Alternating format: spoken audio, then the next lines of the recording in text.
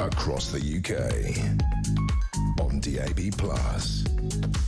on YouTube, on your mobile, and on your side.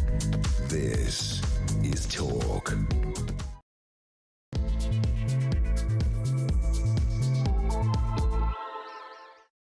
Very, very good morning to you. Yes, it's budget day. It's finally arrived. Welcome to the show. I'm Julia Hartley-Brewer. I'm hoping that Rachel Reeves has got a better voice than this today. Apologies for Julia Hartley-Brewer today. Oh, the latest sodding lurgy going around London, and there we are. But whether you are listening to me on DAB Plus Radio, on your smart speaker, watching on YouTube or your connected device, it is fabulous to have your company as always. Don't forget, I've been nagging you about this all week, that the Talk TV app finishes on Monday. It's moving to the Talk app. I'm afraid you're actually going to have to download the new Talk app, but Talk TV app will not work as of Monday, which again still blows my mind, is December. So if you want to carry on listening to your favourite shows, your favourite podcasts, all you have to do is download the Talk app, which you managed the Talk TV app. I'm pretty sure you can manage the Talk app as well. So it'd be great to keep you listening to that. Coming up in this hour, we are going to be talking about the budget, which comes up in 2.5 or so hours' time. Rachel Reeves is going to target workers, savers and pensioners in her budget.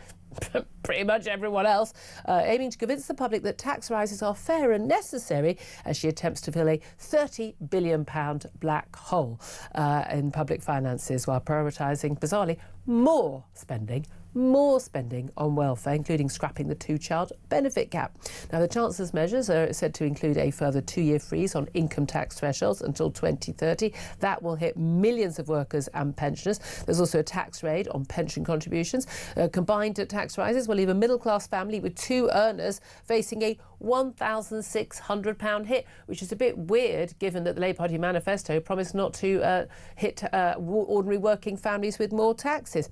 Other measures, including reducing the amount of money that can be taxed can be saved tax-free each year in a cash ISA from 20 grand to £12,000, and plenty more measures besides. A big concern today about the massive increase in the living wage and indeed the minimum wage, which is those under 21, particularly for 18 to 20-year-olds, an 8.5% rise, which is just quite simply going to cost jobs. So, if you're just about starting on your working life, trying to get an entry-level job when basically you've not got much to offer, you're going to have to be trained up. Not unreasonably, employers think they want to pay you a bit less. Well, they're going to have to pay you a heck of a lot more, which means they're probably not going to employ you. So, brilliant move there by Rachel Reeves. In other news, which shouldn't be in other news, it should be the lead story today if it wasn't for the budget. The Justice Secretary, David Lammy, is understood to be about to scrap jury trials for most criminal cases, despite previously arguing just a few years ago that jury trials are fundamental to our democracy, which of course they are. Leaked reports reveal plans for juries to decide only upon cases of murder, rape, manslaughter and other of the most serious offences, carrying sentences of more than 5 years. Otherwise, it's just going to be a judge who's going to decide. Yeah, because they've been so proven to be just really making really, really good decisions in the last couple of years, haven't they? Plus, Keir Starmer has demanded that Britain be allowed to send peacekeeping troops to Ukraine under any peace deal with Russia. We'll be talking about that as well. As I said, there's an awful lot to talk about at home and abroad. And joining me for the chat today, I'm delighted to say, is Claire Pearsall, former Conservative Government Advisor, who joins us normally on a Wednesday. And look, you're one of those, I'm being very careful about my language, those wonks. You love this. You love days like this, don't you? I do. It's a really sad indictment of my life that I look forward to. It's a big political event, and Budget Day is going to be really painful, but it's always really interesting to see. It is extraordinary how much has already been leaked. I mean, this is a very new thing. I've been covering these things for many, many years. I've been a political editor for a long time. I've done broadcasting for a long time. It is extraordinary how much comes out. Now, you usually expect a rabbit from the hat, like so some amazing good news story that all the backbenchers go, yay, about. God knows what that's going to be. Who knows? But I suppose the thing that people are most worried about is, is there anything worse than we've already heard? Because even supposedly the good news stories yay, minimum wage going up more and above inflation and living wage going up more, that ostensibly sounds like a good news story. Brilliant. People on the lowest incomes are going to be able to get paid more for their work. That is, of course, a good news story. But actually, when it means that employers are going to employ fewer people, it's going to be harder to get a job, then it's not a good news story. And that's the thing, even the good news stuff, it is not necessarily good enough. So my question today to you is, what is your biggest fear about today's budget? It's no point me saying your biggest hopes and fears. I don't think anyone's got any hopes, unless you are basically, frankly, a wastrel and you've got 6 kids. Because this is the budget for you. If your other half doesn't work at all, or one of you just works like 3 days a week, and you've got 5, 6, 7, 8 kids, this is the budget for you. And I'm really, really pleased for you that everyone else, all of our audience, everyone else is going to go out to work tomorrow morning, get up early in the freezing cold weather, work all day, deal with public transport, deal with traffic jams, deal with all that rubbish, worrying about putting food on the table for their kids, paying their rent or their mortgage or their energy bills. But don't worry, you could be up to £14,000 a year better off. So well done you. We're delighted for you. Delighted for you. And you were absolutely the people that we were all worrying about. So we're really pleased you're going to be okay, because no one else is. I'd love to hear your thoughts. Your biggest fear about today's budget, assuming you're not one of those people. Give us a call on 0344 499 1000. You can text us on 87222. You can get in touch with us on X at Talk TV. If you're bringing paracetamol, you'll definitely get on calls are charged at the national rate. Text cost 1 standard network rate message. Claire Pistol, a lot of people are saying, and it was discussed on the show yesterday, this is a budget to save jobs, but the only jobs it's supposed to save is, well, primarily the chancellors, then the prime ministers, but then possibly Labour backbenchers. This is a budget that will appeal, we're told, to the Labour backbenchers. Whether it appeals to Labour voters, let alone any other voters, is another thing entirely. And that's the thing that the government don't realise, is that you can sell it to the Parliamentary Labour Party, which is what the Chancellor did earlier this week. Be big cheers. Yeah, everybody clapping, saying how great it was. But the voting public are going to say, how much worse off am I going to be at the end of this? And that's the real crux of the matter. And have you broken manifesto pledges or not? Yeah, and we care about that quite a lot. I think pretty much the average person on the street is going to look at it as to how much is it going to hit me when I go into the supermarket? Yeah. Can I have my heating on? Yeah. Am I going to be able to afford my rent or my mortgage? It's that basic. So it is that basic. It's that basic. What do you think about, the Labour manifesto in 2024? This was the commitment. We will commit to not increase taxes on working people. Now, that's the bit we want, not increase taxes on working people. There's a comma. Which is why we will not increase national insurance, the basic, higher or additional rates of income tax or VAT. Now, they did increase national insurance, because they increased it, because the national insurance is paid by employers and employees. They increased it last year by employers, and in fact that was 25 billion quid of the 40 billion pound in tax rises last year, and of course it has led to over 100,000 job losses. It's that simple, and growth completely flatlining. There was a lot of talk of that, of an income tax rise, the basic rate rise being seeing like a 2 percentage point rise, and then that got they claimed that was they had a better growth forecast. It wasn't necessary. Complete rubbish. They had those forecasts before they'd even floated that story. It was backbenchers went, oh my God, what are you thinking? But at the end of the day, we know, these stealth taxes, which the Tories have done, which all parties have been doing for recent years, and these stealth taxes, and that is freezing the threshold to which you pay each tax. But that's not just like the point of someone who gets a pay rise over 50,000 quid and then suddenly the last couple of grand they're paying 40% on them. You become a higher rate taxpayer. There are an awful lot of people earning around 50 grand, 50, 55 grand. Yeah. They are not feeling rich. These people are not feeling rich, but that last bit of income they get a pay rise because we've had inflation, but they're not paying 20% on that pay rise, they're paying 40% on that pay rise. So they are not feeling, people are going to be worse off, but everyone's going to be dragged in by this. So higher rate, the top rate, the 125 grand earners, they're going to be paying more tax, but crucially so will people who are earning more than 12.5 grand, because the threshold at which you start paying any tax at all is going to basically effectively, because of inflation, basically it's going to go down to all intents and purposes in real terms. It is, and this is what they're lovingly referring to as fiscal drag. It drags everybody in, and pensioners are another group that are also going to be brought into it. You don't have to be a high earner pensioner. You don't have to be, swimming in, living in your mansion. No, you don't. These are pretty normal people out there have worked all their life, they have a pension, maybe a private pension as well. What, they've worked and then they've put money away for the future. How dare you? How dare you make responsible decisions about your future? Who do you think you are? You should be punished. Oh, well, you will today. Oh, you will. And anybody that's saved into an ISA, there's rumours abound that she's going to go after ISAs and the ISA levels and also salary sacrifice schemes. And again, they're going to limit that to £2,000. And a lot of these things, there'll be lots of people, really low incomes go, I can't do that. We really need people to save. People in this country do not save enough. And now they're going to try and discourage people from saving. Yes. And again, people want to save the cash. They want to say, I just need to know my money's there. I don't want to worry about what the stock market is doing. I don't want stocks and shares. I just want to have money that I put away and I know it's there. This is stuff we should be encouraging people to do, not punishing people for doing. Now, I want to show a couple of pictures. I'll describe them for those of you who are listening, because there's a picture that went out yesterday. They always do this pre-budget picture. And for Rachel Reeves, of course, who's whinging on about, everyone's a misogynist because he criticised me. He criticised you because you're a rubbish Chancellor. Now, there she is, a picture from above, and she's got the, the budget document in front of her. She's got a document which it's a white document, loads of writing on it, but it's blurred out. A lot of people have added in words along the lines of "we are" and things like that. There's a chessboard there. There's also fascinating. There's a mug, and the mug says, it's obviously Emma Bridgewater. It's a fancy one. It says Rachel Reeves. It's like, who needs their full name on their mug? Also, like, how much is there an issue with people stealing mugs in the Treasury? I don't know. I'm assuming from the other side it says from accounts. I mean, it's just the most bizarre picture. This woman's not to be taken seriously. And then it gets worse. The Labour Party, and this is in their own communications, they put out a picture of the Chancellor with the Prime Minister, with the words of, and they're just grinning at each other. Like, I mean, they look like about to embrace. They look like they've just been reunited after their wartime sweethearts or something.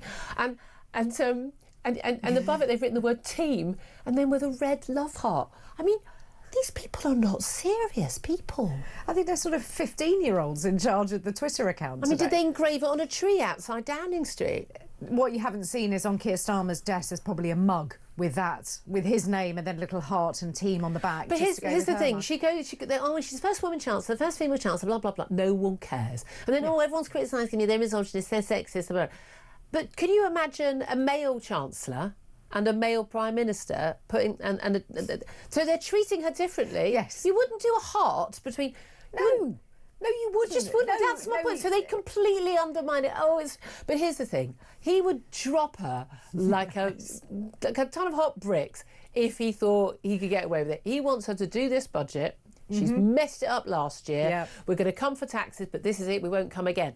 She's messed up the economy. Yeah. There is no growth, which is the only thing they were relying on. And then she's going to come back for more now, and she's going to do more taxes, and there'll be even lower growth. And then he's going to dump her. The only good news from today is, despite what she told the Labour Party the other day, this is going to be her last budget.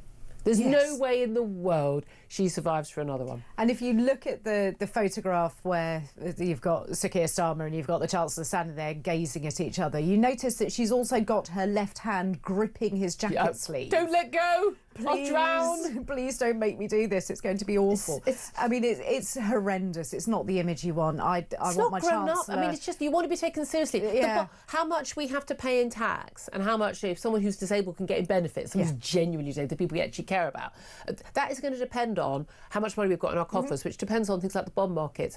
Bond markets need to know that you are a serious person. She is not a serious person. There are strong questions about whether the woman can even do some basic sorting addition, frankly.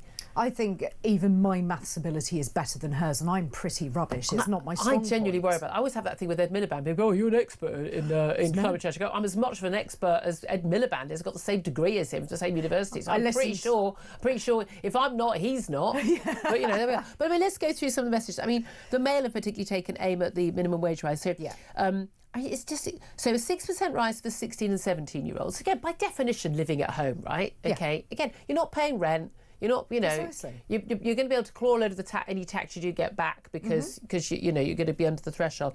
8.5%. I mean, 8.5% rise for 18 to 20-year-olds. The idea being that they should be, I think Labour want to move them up to, so over 21-year-olds who get the living wage, they should end up being paid the same. Yeah. But they're getting a 4% rise for the living wage. But there's an argument about, obviously, people on lowest incomes pay them more. OK, and they're more likely to spend that money, blah, blah, except people who are often on the minimum wage, and I've done a lot of minimum wage jobs, aren't often worth more than that. And there are other implications because you have the differentials. So people who are the supervisors, the people on minimum wage go, well, hold on a minute. If they've got an 8% rise, then I mean, where's mine? Yeah, but why am I being paid £1 an hour more than them when I do far more work?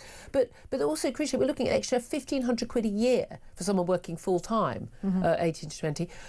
But businesses have to find that money out of somewhere. Yes. Now, is that person creating £1,500 more profit or more revenue? I'm going to guess probably not. And you're looking at hospitality being hit, you're looking at shops and being hit, a lot of industries which have very, very small margin. I know people go on about the supermarkets, oh, they make so much profit. The average profit margin they have is 4%. Yeah. These are not, they're not making Apple profits, you know. They make a lot of money because they sell a lot of stuff to a lot of people, but at very low margins. Yeah. And when you hit those margins with those pay rises, the reality is they stop hiring people. And then, you know, your teenager and my teenager can't get their starting jobs, and neither can anyone else's. And then they can't get on the jobs ladder. Yep. And then we have a spiral down into them not working at all. That's the reality. Well, this is it. If you're looking at 16 and 17-year-olds, go up by 6% increase to £8. Now, I love 16 and 17-year-olds, being the owner of a 17-year-old. That sounded wrong. Yes. It's a good thing you're a woman saying that, because that would have sounded really wrong. Wouldn't it? It'd be very, very bad. But my 17-year-old trying to find a job, it is impossible in the hospitality sector in the countryside because they're not taking on people because they don't have enough cash, and they're worried what this budget is going to mean for them. Are booze prices going to go up? Are food prices, energy prices? You're taxing these jobs out of existence. Yeah, I mean, that's the reality, isn't it? I mean, again, also the freeze on the income tax and national insurance thresholds to 2030, that was already frozen to 2028, but that's going to raise £8 billion. I mean, you may as well just put some money on the basic rate of income tax at that point. But yeah, it's really interesting, and I know this is going to come up with Mel Stride, who's the Shadow Chancellor, is going to respond to this. But Rachel Reeves, only a year ago, said she wasn't going to continue the freeze because this would be, she said, picking the pockets of working people. And this was picked on by Kemi Badenoch at PMQs last year. But we're looking at 1 million more people moving into basic rate tax. And we're talking at 800,000 more people becoming higher rate tax payers. Now, again, you know, these are people, again, they've just got a pay rise off, they've worked hard, they've got promoted, they've got inflation-proof pay rise, and they are going to suddenly become higher rate tax payers, and they go, oh, I've got this pay rise, hold on a minute. Another 20% has been taken from it. They're going to notice that, people. Two-child benefit cap scrapped, insane. 18,000 families with 6 kids or more. I mean, they're 18. I mean, you want to have 6 kids. That's brilliant. Do whatever you want to do. Well done. You know, I only managed 1. Well done. But you need to pay for them yourself. Simple as that. They get an extra £14,000 a year. I mean, wow. Pensions are going to rise, obviously above inflation under the triple lock. But there's going to be a cap on pension tax breaks. A lot of talk in the last few weeks about the mansion tax. So 100,000 very lucky souls, probably very hard-working souls as well. I'm going to go out there on a limb, who own homes worth more than £2 million, are good to face an average surcharge of £4,500 a year. So best part of, what, £8,000 out of taxed income. But also, we don't know how that's going to be collected, because we're not sure if that's going to go on to council tax. There's some speculation that it's going to be council tax rebanding, which in itself is complicated and expensive. Or is this just going to be local authorities having a look and judging how much? Well, that's it. Sorry, I'm so sorry you spent loads of money refurbishing your property and now it's worth a bit more. I have to say, I'm not theoretically or morally opposed to a higher tax band, so that someone who lives in a property worth £500,000 is paying the same council tax as someone who lives in Buckingham Palace. I mean, there's a perfectly reasonable argument for that. There is, but you have to do that properly. And if you are going to do it properly, then I'm sorry, you need to go to the valuation office and do the council tax banding. And then you upset everybody, and that's the reality. Look, there's loads of other measures. I want to hear from you though. What are you most fearing about today's budget? Give us a call 0344 499 1000. Also want to talk about, small matter. Bearing in mind the farmers' protest, by the way, banned from bringing tractors because of. I've got some sympathy with the Met Police about this. They're obviously still protesting about inheritance tax. You, of course, living in the countryside, absolutely. But they said they have powers to stop, the tractors being brought in. Lots of tractors have arrived. And unfortunately have broken down, some of them around Parliament Square. What a shame. What a shame, eh? Well played. It's interesting that Met Police, they do have powers to ban tractors outside Parliament, but they don't have the powers to ban pro-Palestinian, anti-Israel activists outside a place of worship, a synagogue, as Jews go into worship. Again, we're on two-tier justice, which leads me nicely to the extraordinary revelation yesterday, absolutely blew my mind, that David Lammy, the Justice Secretary, who was very, very, very clear back in 2020 when the government wanted to speed up the judicial process, when, of course, it was difficult to have people in the same room because of their lockdown rules. And he said that jury trials were fundamental to our democracy. He wants to scrap jury trials, not just in an emergency, but just for cost savings and efficiencies. And sorry, the cold, I do apologise. It's going to be quite a lot of that today, sorry about that. But he wants to end trial by jury for all but the most serious crimes. So murder, manslaughter, rape, and a couple of big serious crimes. But basically, if you're accused of something which has a less than 5-year imprisonment, you're going to be trialed by not even by like a bunch of judges or anything, one judge. Yeah, it's just extraordinary. Now, it is interesting. Most of the world, other than the Anglosphere, don't have jury trials. This is actually something quite peculiar to the Anglosphere. Yeah.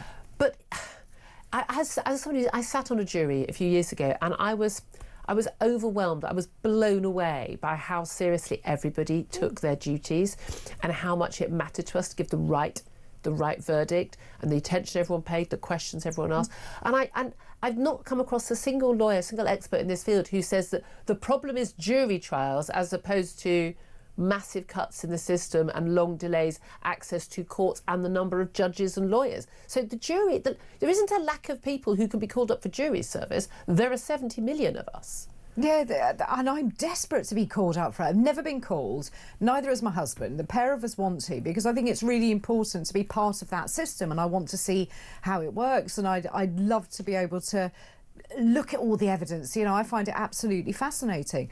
To remove the right to have judgment by a jury of your peers just goes against everything that we have in common law in this country. And we've seen again and again and again judges making decisions. The wrong decisions. And being clearly politically affected. Again, the Southport riots and throwing the book at people. No, in no way can the government in any way direct judges what to do, apart from the fact you literally directed judges what to do, and then they did what they were told. Yeah. But in virtually every case where some of these very questionable allegations of people having stirred up online with words or just a written word, juries are letting them off within, they're literally going into the jury room and going, let's vote, yeah, no, not guilty, move out, waste of everyone's time. Juries are very sensible. Okay, you get a few, they let off, some silly green protesters and things, but you know what?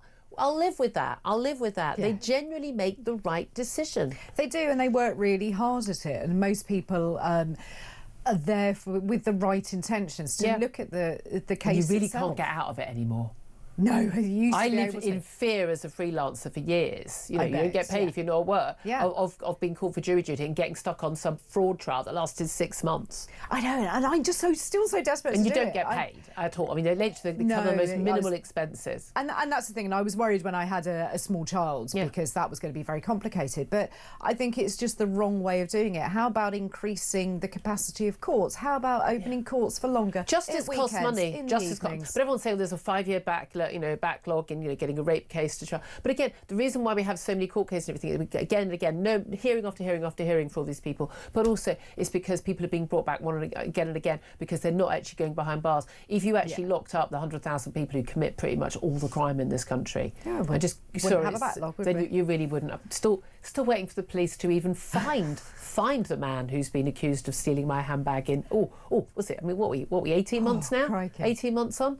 I write an email every month. I write an email every month. Go, what are you actually doing to try and find this guy? Because I said genuinely, I'm pretty sure if I got a private detective onto this, I could find them within 24 hours. But you apparently can't actually find somebody. You've got his name, you've got his address, you've got his date of birth, you've got a photo of him, but you can't find him. Really? They couldn't find him last time because he was actually They wasn't his address, but they went to look for him, and they didn't find out until a couple of months. It was because he was actually already in prison for something else. That joined up thinking. Lots of computers all talking to each other. But everyone, I've got absolute faith in the justice system. I mean, I'm sorry. This is, as some people say, if you're seriously talking about pitchforks and heading to Parliament, This Yeah, is this pitchfork it, stuff. yeah. The judiciary is against it. The lawyers are against it. The Bar Association, the Botany Bar Council, the Law Society. Everyone is opposed to this, and I'm pretty sure the public are opposed to it as well. It's not in the Labour Party manifesto. The Lords can surely block it. Therefore, on that basis, and they should. This is an abomination and absolutely must not happen. But I'm sure we'll talk about that more. Lots more coming up. 10:27 is the time. Give us a call. I want to hear your thoughts, particularly on the budget. What are your biggest fears? 0344 499 1000. This is Talk.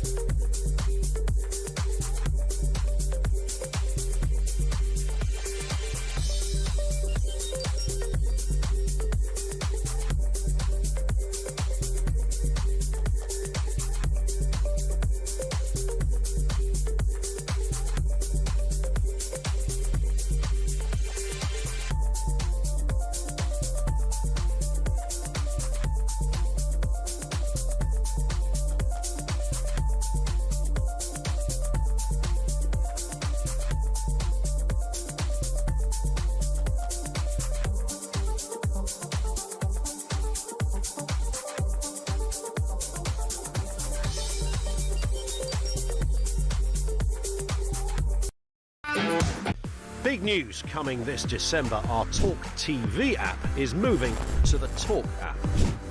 You can watch, catch up and listen to all your favourite shows and podcasts anytime, anywhere, all on the Talk app. From Monday, 1st of December, the Talk TV app will no longer exist, so don't miss out. So head over to your App Store or Google Play and search Talk now.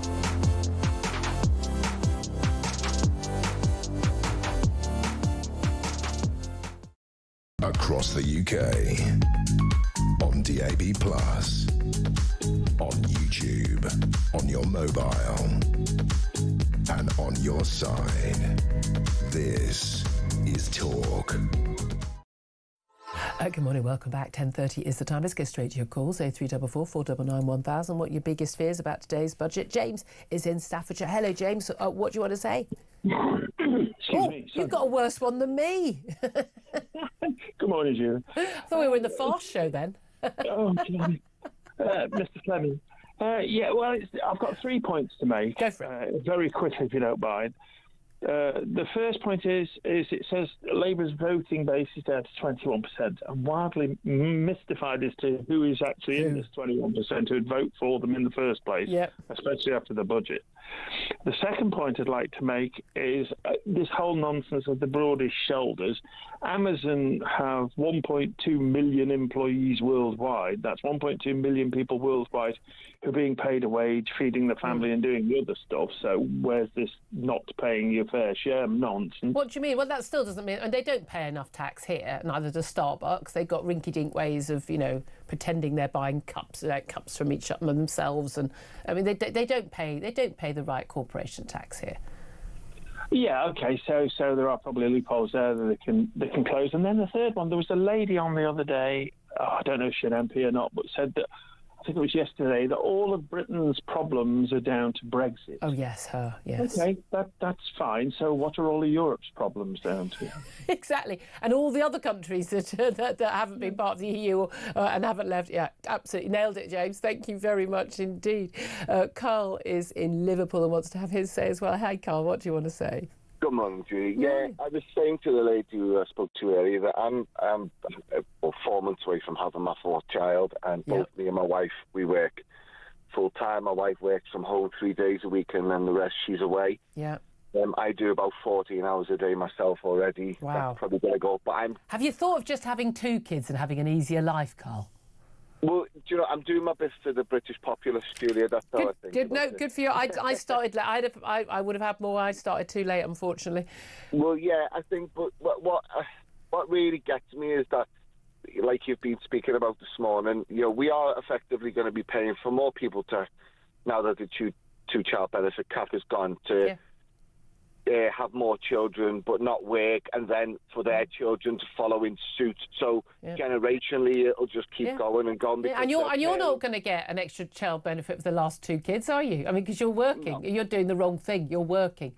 Well, yes, I am. And when I was listening to you earlier on, you kind of get angry, but you have to laugh because you think, well, surely, this isn't real. Working class people are being punished, and now even more so. Yeah. So I am a little bit scared, more nervous than scared, but scared in a way because I want my children to have a good life. But it now means that I don't want to touch my savings because obviously, what a wally that I took care of my family and saved a little bit of money now that I've got it. Here's the thing. You're still going to have a better life because you've got self-respect, you've got dignity, and you've got a structure to your day, and you're doing the right thing by your kids and by other taxpayers, and you're doing the right thing by them and showing them, like, frankly, what a real man does, which is support his children, and your wife as well, what a real woman does, support her children, and it's simple as that, and your kids are going to be better off as a result. So, you should pat yourself on the back and, frankly, sod those people, because you know what, Labour ain't in charge in 2029,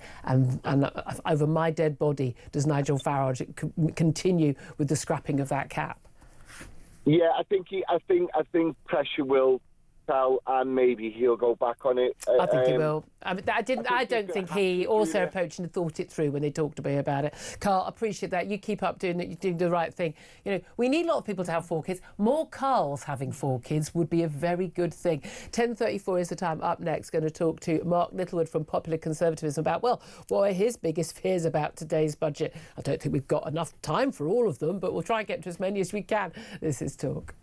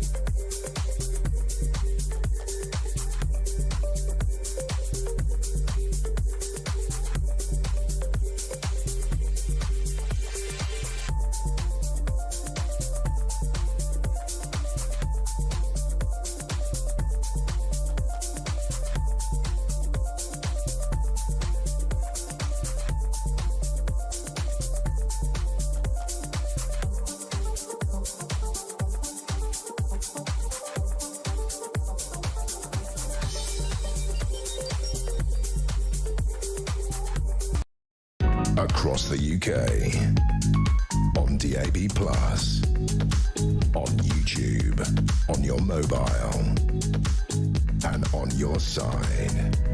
This is Talk. Welcome back. This is indeed Talk. 10:36 is the time. I'm Julia Hartley-Brewer. Claire Pearsall still here, and we're going to get her thoughts on what my next guest has to say. Mark Littlewood is Director of Popular Conservatism and joins us now. Morning to you. Good morning, Julia. Now, I first met you when you were the Institute of Economic Affairs, a free market think tank, and I know that very much informs your thinking. Not sure it informs the Chancellor's thinking. I put the question to you that I'm putting to my audience today. What's your biggest fear about today's budget?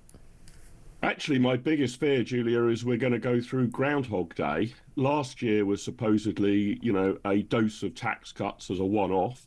Now tax rises, sorry, as a one-off.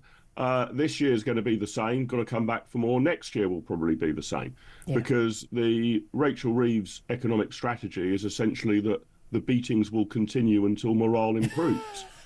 And this is not going to work particularly well. So she's scrabbling around for absolutely anything that she can tax, whether this is milkshakes or pension contributions or your house being in a higher council tax band. There's going to be a whole range of relatively smallish tax rises on the face of it, but it all adds up. So the tax burden's going to go up, welfare spending is going to go up. This is not a recipe to get us out of this doom loop we're in. And that's the thing, it is a doom loop, isn't it? Because she did say, you know, growth was the number one priority. Barely mentioned growth lately.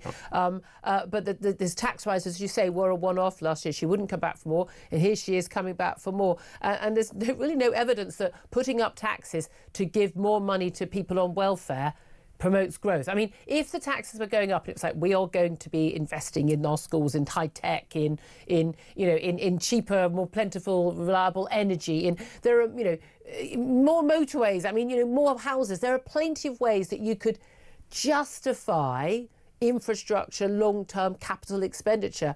But most of it's not that. It's basically we're going to pay more people to sit on their backsides at home and have more kids that they can't afford. Yeah, that's basically right. I mean, of course, the easiest way to get growth is to make it easier for the private sector to breathe. If you want growth, you need productivity.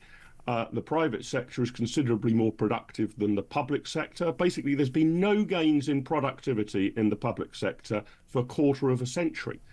Despite all of the technological improvements we've had in the last 25 years, the bangs for our buck that we're getting in the public sector have not improved at all. They have improved in the private sector. But by a considerable amount. What's really interesting, of course, is that all these people working from home, and they were doing it quite a lot before the lockdowns, and they've done it massively since, simply basically refusing to return to work. You'd think that you would see productivity because we keep being told how much more work they get done. Well, quite, and it just isn't borne out by the aggregate numbers, is it? So if your basic strategy is to continue to take more and more from the productive private sector side of the economy and give it to the relatively unproductive public sector side of the economy, what do you think is going to happen? Productivity and growth will continue to flatline. And that's why, Julia, I say my biggest fear is we will be back here with exactly the same problem of a £20 billion black hole or something of that ilk to solve again in a year's time. So it's going to be pretty grim, I'm afraid, and there's no discernible strategy now. They've obviously decided not to go for the big bang of income tax rises. They're going to try and just about stick to their manifesto commitments, but that means on a technicality. That means word has gone out to all of Rachel Reeves' advisors: if it moves, tax it. If it doesn't move, tax it anyway. Indeed. That's basically what we're going to have a whole long list of. That's what one of my guests said yesterday. I think it was yesterday. You know, look, it'd be okay if they had a plan, and it'd be great if they stuck to it, or even if they had a plan and they didn't stick to it, but they haven't got a plan and they're not sticking to it. I mean, it's just chaos. This is, we were saying earlier, this is fundamentally a budget to shore up jobs, but the only two jobs they really care about appear to be Rachel Reeves and Keir Starmer's, and maybe at a push, Labour backbenchers. They seem to be deciding everything. There's a lot of talk that actually Labour backbenchers would be quite happy. Oh, it's all very progressive. We're taxing those horrible rich people with big houses. A lot of them, by the way, seem to be Labour Party donors, but there we are. They might change their tune when it comes to voting next time round, when it actually starts hitting them. But we're going to give a load more money to people on welfare. I mean, because Labour has become this sort of patronising welfare party now, hasn't it? Yes, well, that's right. And it was interesting what you were saying. You know, you only need to go back to just after Labour won the election. Growth is our number one priority. We will be laser focused on growth. But the problem was there was no strategy here. They were basically conducting a rain dance, just sort of hoping that if they kept saying growth enough, it would somehow magically appear in the economy. There wasn't actually any plan for what you might do to encourage businesses to grow. Well, there was an anti-plan because they put up costs for businesses and discouraged them from hiring. Well, that's the interesting thing. I mean, the national insurance for employers rise, again, it was a breach of the manifesto commitment, but it also, crucially, it was an extra £25 billion in cost on business, which had a completely instant, predictable, predicted and happened impact on the number of people they employed, whether they dropped people, whether they were able to give them pay rises or not. And now we've got exactly the same thing with the rise in the living wage and the minimum minimum wage. Living wage is going to go up by 4.1%. That's for people on the lowest wages, age 21 and above. But for 16 to 17-year-olds are seeing a 6% rise. 18 to 20-year-olds are going to see an 8.5% rise. So, OK, they're young adults. You think some might say, well, they should be paid the same either way. Apart from the fact they're largely young adults living at home, doing temporary work, and frankly, have very few qualifications or useful life experience to be very particularly productive or useful employees. And that's why employers expect to pay them less. We are looking at an awful lot of young people who are never going to get on the jobs ladder because employers will just go, it's an extra 1,500 quid a year for me to employ you. And frankly, you're not worth that to me. Yes, well, that's exactly right, Julia. I mean, the hard-headed calculation that businesses make is if I'm having to pay you X pounds an hour, are you delivering at least X pounds an hour for my business? Plus the cost, plus the national insurance, plus exactly. the employer all tax. Of the overheads and tax to the fact. And so there's a danger that by doing this, we're essentially removing the first rung or two on the career ladder, because we've already got a huge problem with not enough young people being in work, and indeed, you know, as you say, idling, essentially, sitting at home, not even in training, for example. And also, by the way, you don't need to increase wages when you've got 1 million people unemployed in that age bracket. If you've got 1 million people who aren't working, then you absolutely don't need to increase wages, because that's not how markets work. Exactly right. And if you make the cost of anything more expensive, people consume and buy less of it. You know, if you make a tin of soup more expensive, people will eat less soup. Yeah. If you make a banana more expensive, people will eat less bananas. Yeah. If you make employing young people more expensive, fewer businesses will employ fewer young people, right? Yeah. So that's what the consequence of this is likely to be. So, as I say, my fear is that the doom loop is going just to continue, that she's just about going to be able to say, if you believe her spreadsheets and her mathematical workings, that she's just about filled the black hole based on a whole range of assumptions about how the economy might perform over the next 3 or 4 years. But here's a good bingo card game for you. I think I'm right in saying in her first budget, she mentioned the word growth, I think, just over 30 times. I'm going to be keeping count of how many times she mentions it today. I think it will likely have dropped off the radar. And frankly, look, Julia... Well, the only time she'll mention it is when she has to say that the OBR has downgraded growth. Yeah, downgraded the growth forecasts. And this is the real problem. You were right. You said earlier that we can have an interesting discussion about how we get growth. You know, do we try and cut public spending a lot and cut taxes? Do we try to make sure our public spending is on sort of infrastructure projects rather than consumption? There's a whole argument that can be had here. But the government's not engaging in it at all. No, so growth is going to continue to bump along the floor. That means that tax revenues remain stagnant. That means that the problems of fiscal black holes, if anything goes wrong at all in the world economy, remains enormous. And you and I will be having this same conversation in a year's time, I'm afraid. Absolutely. By the way, I think this entire conversation is misogynistic because we're criticising the Chancellor. So naughty How you. Very dare us. I expect the police to turn up on your doorstep for hate crime. I just want to touch finally on, I mean, there's lots of the rinky-dink measures, you know, when it comes to, you know, there's the mansion tax, electric vehicle tax per mile, ISAs, you know, gambling tax, milkshake, you name it. I mean, it's just loads of little things.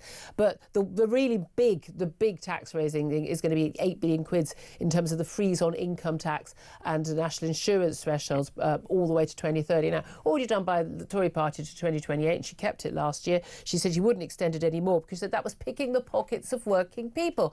And now she's going to pick the pockets of working people. An extra 1 million more people are going to become basic rate taxpayers, and 800,000 more people are going to move from the 20% basic rate to the 40% higher rate band. That's an awful lot of people right now and in the future, because let's face it, you know, more and more people every year are going to be dragged into that. That's a lot of very unhappy people paying a heck of a lot more tax. Absolutely right. This is the classic political con, because due to inflation, each year a pound is worth less. So obviously, over each year, salaries tend to go up. That doesn't necessarily mean you're richer. It just means you're keeping pace with inflation. And if salaries go up, you know, in 5 years' time, a salary of £50,000 will not be anything like, and it won't buy you anything like as much as it would buy you today. So if you freeze those thresholds, you are, to all intents and purposes, increasing income tax in any real objective. Yeah, in terms of, at the end of the day, people don't care what the announcement is in the Commons. They care about what is actually, the number is on their wage back, what is in their bank account, and it's going to be less. Mark Littlewood, pleasure to talk to you. Enjoy the counter counting up of the words. At times she says the word growth. I think it'll be a very low number. Mark Littlewood, Director of Popular Conservatism. Thank you for that. Claire Pitzel, your response to that? Yeah, I mean, incredibly sensible analysis there. And he's spot on when he says about the fact they have no strategy. The Labour Party has come in with zero strategy. They planned to win an election and that was it. They didn't plan anything else. Change. No change. Yes. Yeah, we're getting change, small change. Yeah, that's what's going to be left. If you're lucky, down the back of your sofa. That's the thing. I think that's it. If you say change often enough, it will happen. If you say growth often enough, then it will magically happen as well. And this is where we're at. It's like the equivalent of like those ruby shoes. Isn't it? In The Wizard of Oz. Yeah, it's like, if I just click my heels, and eventually it'll happen. Yeah, it doesn't happen, love. 10:47 is the time. I wonder if Donald Trump keeps clicking his heels, he'll get peace in Ukraine. Would that be the 9th war he will claim to have solved? Doesn't look very good so far. We'll talk to a former advisor to the Ukrainian Foreign Ministry, Cormac Smith, about what is going on really up next. This is Talk.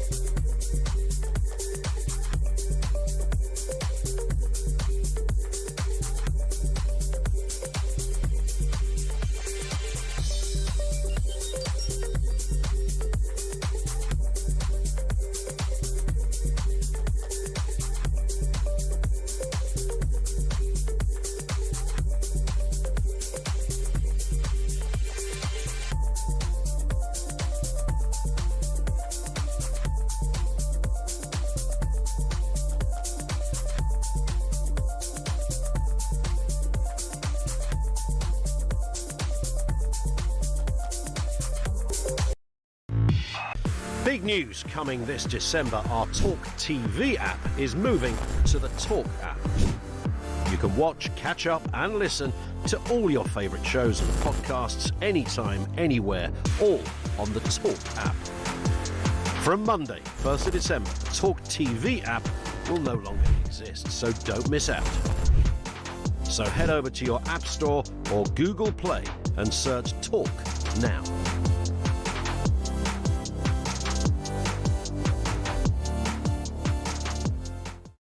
Across the UK, on DAB+, on YouTube, on your mobile, and on your side.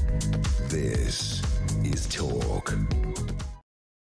Good morning, welcome back to the show. 10:50 is the time. We're going to briefly leave the budget. Lots of calls coming in. I promise to get to many more in the next couple of hours. Don't forget the budget at 12:30. Well, realistically, it'll start about 12:40, knowing how things move on in the House of Commons. But let's talk about what on earth is going on when it comes to Ukraine. This person talking with that person, a 28-point plan, a 19-point plan. But fundamentally, isn't it up to the Ukrainian people and their president to decide whether they're willing to lay down their arms? Let's talk to Cormac Smith. He's a former advisor to the Ukrainian Foreign Ministry and joins us. Good morning to you. Julia, good morning. Do you know what? One day we will meet under happier circumstances. I would really, really like that, because this is very worrying to watch. I think Donald Trump got a little bit too pleased with himself about what happened in Gaza with that 20-point plan, trying to apply this 28-point plan which clearly written by the Kremlin on Ukraine. I mean, basically, short of can Volodymyr Zelensky hand over his firstborn child? It was pretty much everything that Putin could want. Now we've got this European 19-point plan. Is there a plan that basically Ukraine and Russia could both feasibly sign up to? Well, look, let's talk about the European and Ukrainian side first. And everybody is being very, very tight-lipped about this, but reportedly, Ukraine is ready to sign up. What we know about the European red lines is there must be security guarantees, there must be Ukrainian sovereignty, Ukraine's financial needs need to be looked after. There can be nothing about Ukraine without Ukraine. Refer back to the Trump-Putin plan, which was clearly, written in the Kremlin and translated into English in the White House. Yeah. I said that on Friday, by the way. And also there's going to be the return of children. Now, look, we don't know, but I can say with a great deal of confidence what the 3 clear Ukrainian red lines are going to be. The 25% of Donetsk in the Donbass, which Russia wants to be further conceded, will not be conceded. So land that Russia has not conquered, which contains these sort of fortress towns and cities, they will not and cannot concede that. No, because that is effectively a gateway to Kyiv and the rest of Ukraine. Secondly, they cannot accept restrictions on the future size of their military. Yeah. And I do not believe they can give an undertaking not to join NATO in the future, because this is fundamental to Ukrainian sovereignty, but also to their future security. Yeah. Yeah, I mean, that's my reading of it. And again, it's fascinating. And we had a guest on yesterday. And again, these are Kremlin talking points. It's like, well, expansion of NATO. No, countries asked to join NATO because of Russian expansion threats. Sweden and Finland were absolutely fine not being parts of NATO. So was Ukraine, because there was, this guarantee. I mean, it is extraordinary that this idea that NATO is somehow an aggressive force when it's never launched a war on anybody.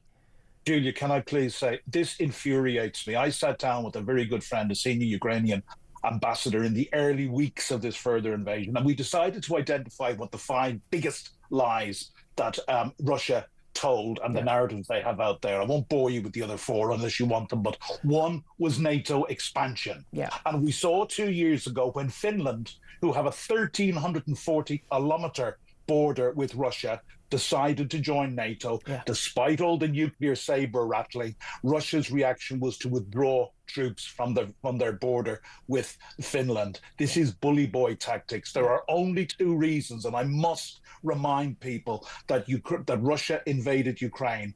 One, a democratic, free, successful Ukraine is the biggest threat to this criminal Kremlin regime. And the successful Maidan revolution was the straw that broke the camel's back. Yeah. But 2, Ukraine used to account for 40% of industrial output in the Soviet Union. This is an old-fashioned war of colonial conquest. It was the breadbasket of the Soviet Union. It's the industrial heartland. Of course, the slice of Ukraine that Russia wants is the industrial region. I keep having conversations with people saying, oh, well, it's a horribly corrupt regime and this and that. And it's like, no one's saying it's perfect. No former Soviet nation is. In war, there are always plenty of people who are taking their cut. And that happened in Iraq and Afghanistan. It happens in every single war going. But no one's ever pretending that Zelensky or Ukraine or the Ukraine are perfect, as we would not be. It is absurd, isn't it? But here's the thing: how much is going to come down to the whims of Donald Trump? And we've seen this. I think it was Bloomberg got hold of a tape of Steve Witkoff, the president's negotiator and mystery, basically sort of briefing his Russian counterpart on how to talk to Donald Trump, to sort of basically how you keep the Sun King happy by flattering him. It seems to me that whether it's NATO leaders, it's European leaders, Zelensky, whether he flies out to Mar-a-Lago over the Thanksgiving weekend in America this weekend, or whatever happens, everything is just constantly about stroking Donald Trump's ego and talking him down from his love-in with Putin. Well, look, there is a lot of information coming to light now, including the Bloomberg article, which you just mentioned, about Witkoff's position and his links to the Kremlin and the Russian mafia in real estate deals that go back decades and decades. There is a reason he's obviously of Russian descent as well. There is a reason that Donald Trump has appointed somebody with 0 diplomatic experience as his point man on Ukraine and Russia. But you say that this depends on a whim to Donald Trump. If there has been a deal agreed by the Americans and the Europeans and Ukraine accepts that, it is going to become increasingly difficult for Donald Trump to hold his pro-Kremlin line. I'm not saying that he won't, because he never ceases to surprise us. But it is really this. My prediction is that this deal is backing both Putin and Trump into a little bit of a corner because they are continually failing the reasonableness test, which Ukraine is continually passing. And this is the thing, Ukraine has to be seen to be we don't want war, we're agreeing to something. The Europeans put forward reasonable proposals and agrees to trying to make Putin look like the difficult person, which of course he is. He's the person who invaded in the first place. And again, it is fascinating. Do you think that there is actually a deal that could be done? Because actually Ukraine have come a long way. I don't think we'd be happy as the British people if we'd been fighting a war for 4 years and had seen so many of our menfolk killed, and indeed innocents killed, our children, basically stolen away and kidnapped by the foreign force, to basically give away 20% of our country to the invaders. I'm not entirely sure we'd be willing to do that. I'm not quite sure why we're expecting Ukraine to. Sorry to be vulgar, but babies raped also. Cormac, I think we've lost your mic. I think unplugged slightly. Can you hear me now? Yeah, we got you now. Yep. Sorry, I was just saying, excuse the crudeness, but also our women, children, and even babies raped by Russians. Julia, can I say one thing, very please? Quickly? You talked about corruption. The 2 years that I was a British diplomat embedded in Ukraine's Ministry for Foreign Defence, the pot that I was paid out of was specifically to deal with reforms and corruption.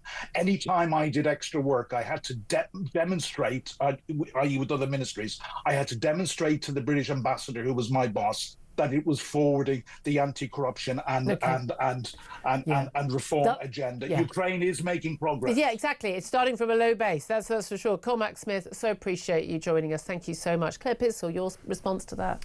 I think it's really interesting, the amount of Russian propaganda that goes round and that people fall for it. And would we be happy to hand over part of our country just because someone else was invading? It's just such an extreme thing. The question is, will the Europeans be able to step up? Because at the end of the day, although we spent lots of money, we're helping lots of humanitarian work, we don't have the weapon. As we had the report the other week, you and I were discussing, we can't even defend ourselves. So at the end of the day, the Ukrainians need those weapons from America. At the moment, the European taxpayer is paying for them to give to Ukraine. I don't understand why we are simply not taking all that money out of those those Russian bank deposits and just handing those over. It seems to be a very, very simple equation for me. Anyway, plenty more coming up, mostly on the budget, but also the end of jury trials. This is Talk.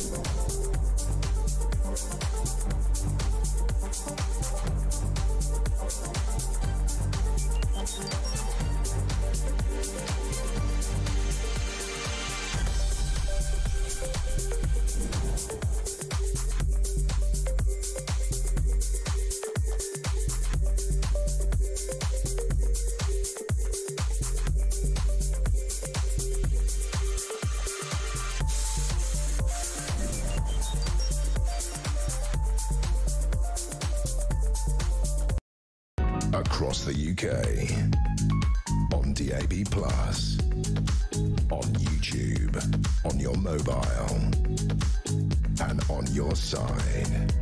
This is Talk.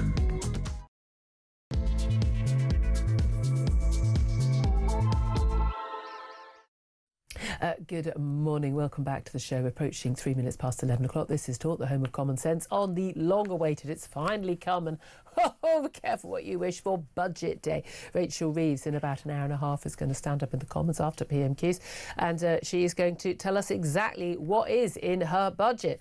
The trouble is, of course, we know an awful lot of what's already in it, and none of it is good news so far, unless, as I was saying earlier, you're a family with 5 or 6 kids and you don't bother working to support them, in which case you are totally quids in. Well done you. Anyway, whether you are listening on DAB Plus radio or on your smart speaker, watching on YouTube or on your connected device, thank you very much indeed for joining me. Don't forget that our Talk TV app is going to disappear into the ether, just like your wages do, effectively, when Rachel Reeves is in charge. But come Monday, that's December the 1st, and it's going to, all of our podcasts, all of our output is going to move to the Talk app. So I say we're just pretending that bit never happened, going back to what we do best here at Talk. So do just download the Talk app from wherever you've got your Talk TV app from. Delete that Talk TV app on Monday. Well, it'll disappear, and then the Talk app will carry on with everything that you want to watch and to listen to. So we're going to be talking more about the budget. We're also going to be talking about the farmers who've been banned from bringing their tractors to a protest in Westminster on Budget Day against proposed inheritance tax rules. The Met Police said it has had a number of conversations with the protest organisers, and while people will still be able to demonstrate, conditions were put in place to prevent people from bringing vehicles like tractors and agricultural vehicles. Some of them did bring those vehicles. There has been at least one arrest, we understand, but I do find it fascinating that Met Police do have the powers to stop this disruption in Westminster when MPs are in the House of Commons. They don't have the power to stop protesters shouting and screaming at Jews going into their synagogue on a Sunday in North London. It seems to me that one of those is a kind of more fundamental right, be able to go and worship whatever your religion in peace without being screamed at, shouted at about a government policy. If you want to be anti-Israel, be anti-Israel. I disagree with you, but you've got a right to be anti-Israel. You can protest peacefully outside the Israeli embassy, or indeed outside the House of Commons. Outside a synagogue? I would say no, but there we are. We're also going to talk about the small matter of, our most basic fundamental rights as citizens in this country. You might think that being tried in the event of being accused of a crime by a jury of your peers, 12 good men and women true, might be a crucial part of that. And indeed, Justice Secretary David Lammy did actually agree with that. He said it was fundamental to our democracy to keep jury trials. That was 2020. But David Lammy in 2025 feels very differently, and he is set to scrap jury trials for all but the most serious crimes. So if you're going to be facing up to 5 years behind bars, you will not have the right to a jury of your peers deciding your guilt or innocence. Only rape, manslaughter, murder and other serious offences will be included. Extraordinary change to our fundamental rights. I cannot believe that we can not stop that from going ahead, not in a manifesto. Absolutely incredible attack on our fundamental civil liberties. But I'd love to hear your thoughts on that, plus your thoughts, of course, on the budget. Key question today is, I'd love to ask what your hopes and fears, but say, unless you've got 6 kids and you don't work, most of us have only got fears about the budget. So what are your fears about the budget? Give us a call, 0344 499 1000. Text the word TALK in your message to 87222. Get in touch with us on X at Talk TV. Calls are charged at the national rate and text costs 1 standard network rate message. But you knew all that already. Claire Pearsall is still with me. She's a former Conservative government advisor, joining me throughout the show. We're going to take a bit of PMQs in about an hour's time, just a little bit. PMQs is a bit pointless, isn't it, on Budget Day? Everyone knows that. And then we will take some of the budget. We're going to dip in and out, mainly doing that because Rachel Reeves is a very, very, very dull speaker. It's a lot of gobbledygook numbers a lot of the time, and we'd rather have people... Oh, God, the coughing. Sorry, I knew the coughing and the sneezing. Well, I wouldn't get through an intro. Apologies, everybody. I've got whatever the latest lurg is. That we're going to have Justin Urquhart, Stuart in, and you here, and a Labour once was Labour representative, giving you tuppence worth. So we'll bring you the points that Rachel Reeves says, the crucial points, how it affects you, and the analysis, rather than letting her just drone on for an hour and us all sitting here going, "What on earth is going on?" Yes, which we thought was a rather more sensible way of doing it. I think that's much nicer on people's ears. But I think that we're going to see death by 1,000 taxes, aren't we? This is the problem, is that she isn't going to make the really hard decision about increasing income tax for everybody equally. She's now choosing to chop and change and see. But you're saying that, like, this is how the debate gets framed. We need to increase taxes. We can't increase borrowing because the bond markets have a funny habit of saying, because they're all sexist pigs and they hate a woman chancellor, apparently. They won't let her borrow anymore. No, because we can't afford to borrow anymore. Yeah. But again, there's also tax cutting. Jeremy Hunt, not a man for whom I have any time at all, I have to say. Awful at all the jobs he's done. But Jeremy Hunt pointed out you could actually save 47 billion quid. We're told she's got a 40 billion black hole. 47 billion quid simply by returning welfare budget to pre-lockdown levels. Now, again, given the inflation rate we've had since then, I don't think you could save that much. That's not the case. But you could save a heck of a lot of money by doing that. And at the same time as saying, well, we've got no money, brackets, we've got no growth. She won't say that, but the Office of Budget Responsibility are expected to say that. But we're going to spend more money on feckless families who have a load of kids they can't afford. The 2-child benefit cap scrapped. 18,000 families who've got 6 kids or more are going to get an extra £14,000 a year. Your and my money. Seriously, if that doesn't stick in the craw. Yes, but do you know what the government are going to do, just to counterbalance this, is they're going to set up a benefit fraud squad. Brilliant. Because we've not had that previously. Yeah, I mean, again, because they're going to tackle all this. Again, I don't know why they're doing that, because they keep telling us, there's barely any benefit fraud. Well, again, apart... I mean, there's a huge... Ask anyone who works in it, there's a huge amount of benefit fraud, not just from people who are claiming, and most of that was going on during lockdown, people literally claiming to be people they weren't and putting money. Billions lost that way. But also, people who could work or could work full-time when they're only working part-time, not working. That's fraud. That's fraud. That's what that is. That's what that is. We're basically told, look, she's going to go for workers. We're going to see the freeze on income tax and national insurance thresholds that's already there to 2028 rise to 2030. We're going to keep seeing that. That's going to raise 8 billion quid. A year ago, Rachel Reeves said this was picking the pockets of working people. And now she's going to, literally pick the pockets of working people. 1 million more people are going to be moved into 20% basic rate. So people earning, 13, 14 grand a year. Just over 12 grand a year. 800,000 more people are going to move from paying the basic rate of tax, 20%, to the higher rate, 40%. When the higher rate was originally brought in, as opposed to the top rate, 45%, when the higher rate was brought in, that was for people, that was the bank manager. That was probably head teachers didn't pay that. It was top earners. Now it's kind of like, in the South East, certainly, kind of middle income earners. It is, and it's not so much picking the pockets, is it? It's sort of hitting you around the head and stealing your bag. This is full-on street robbery. It is, and they can't define what a working person is. I mean, that's half of the Labour government's problem. They don't want to hit working people. They don't really know what they are. And they don't want to upset their backbenchers. So we've got this sort of piecemeal budget, which has been leaked out. I feel like I've been talking about the budget for at least the last 4 or 5 weeks. No, it's because we have been talking about the budget. I mean, again, she just led this incredibly long lead time. It's much later than usual. Yes. But basically, we were saying this is about jobs, but it's her job and Starmer's job. She ain't going to save her job. This is not going to be the second of many budgets. She ain't going to keep her job, no matter what. It's not going to save anyone else's. I don't even think it's going to save Keir Starmer's job. He wants her as the fall guy, basically. Yes. But Labour MPs. I mean, you can all cheer on. Oh, isn't it great? We're helping all these families. By the way, largely immigrant heritage families having large numbers of children. That's the reality. 1 in 4 or 1 in 5 Pakistani and Bangladeshi families who have more than the 3 kids and 2 kids and therefore have larger families and therefore benefit the most from that two-child benefit cap being scrapped. I'm sorry, I'm not entirely sure that that's what most voters who vote Labour are looking for. We know that more than 50% of Labour voters don't support that. Can we look at those pictures again? We showed them yesterday, earlier in the last hour. There's a picture which was put out yesterday. It's the usual sort of pre-budget picture with the Chancellor. And this picture is her with her budget documents, and she's writing on this piece of paper. She's got a chessboard next to her because she's a chess prodigy, apparently. I mean, again, all you play chess. That'd be more useful than you running the country, love. And she's got a mug. I love the fact this mug says Rachel Reeves on it, and presumably from accounts at the back. But again, why do you need a mug saying your full name? Does she not? I mean, she doesn't know it. She doesn't remember where she worked or for how long. Maybe she doesn't know her name. Oh, that's it. That's what she's got, a sort of handy reminder right in front of her. Oh, that's who I am today. I mean, this genuinely, it's genuinely terrifying. Anyway, we're all being sexist. It's fascinating. Some of the stuff on social media, I can't quote a lot of them. They're quite rude about what she's really writing on that piece of paper.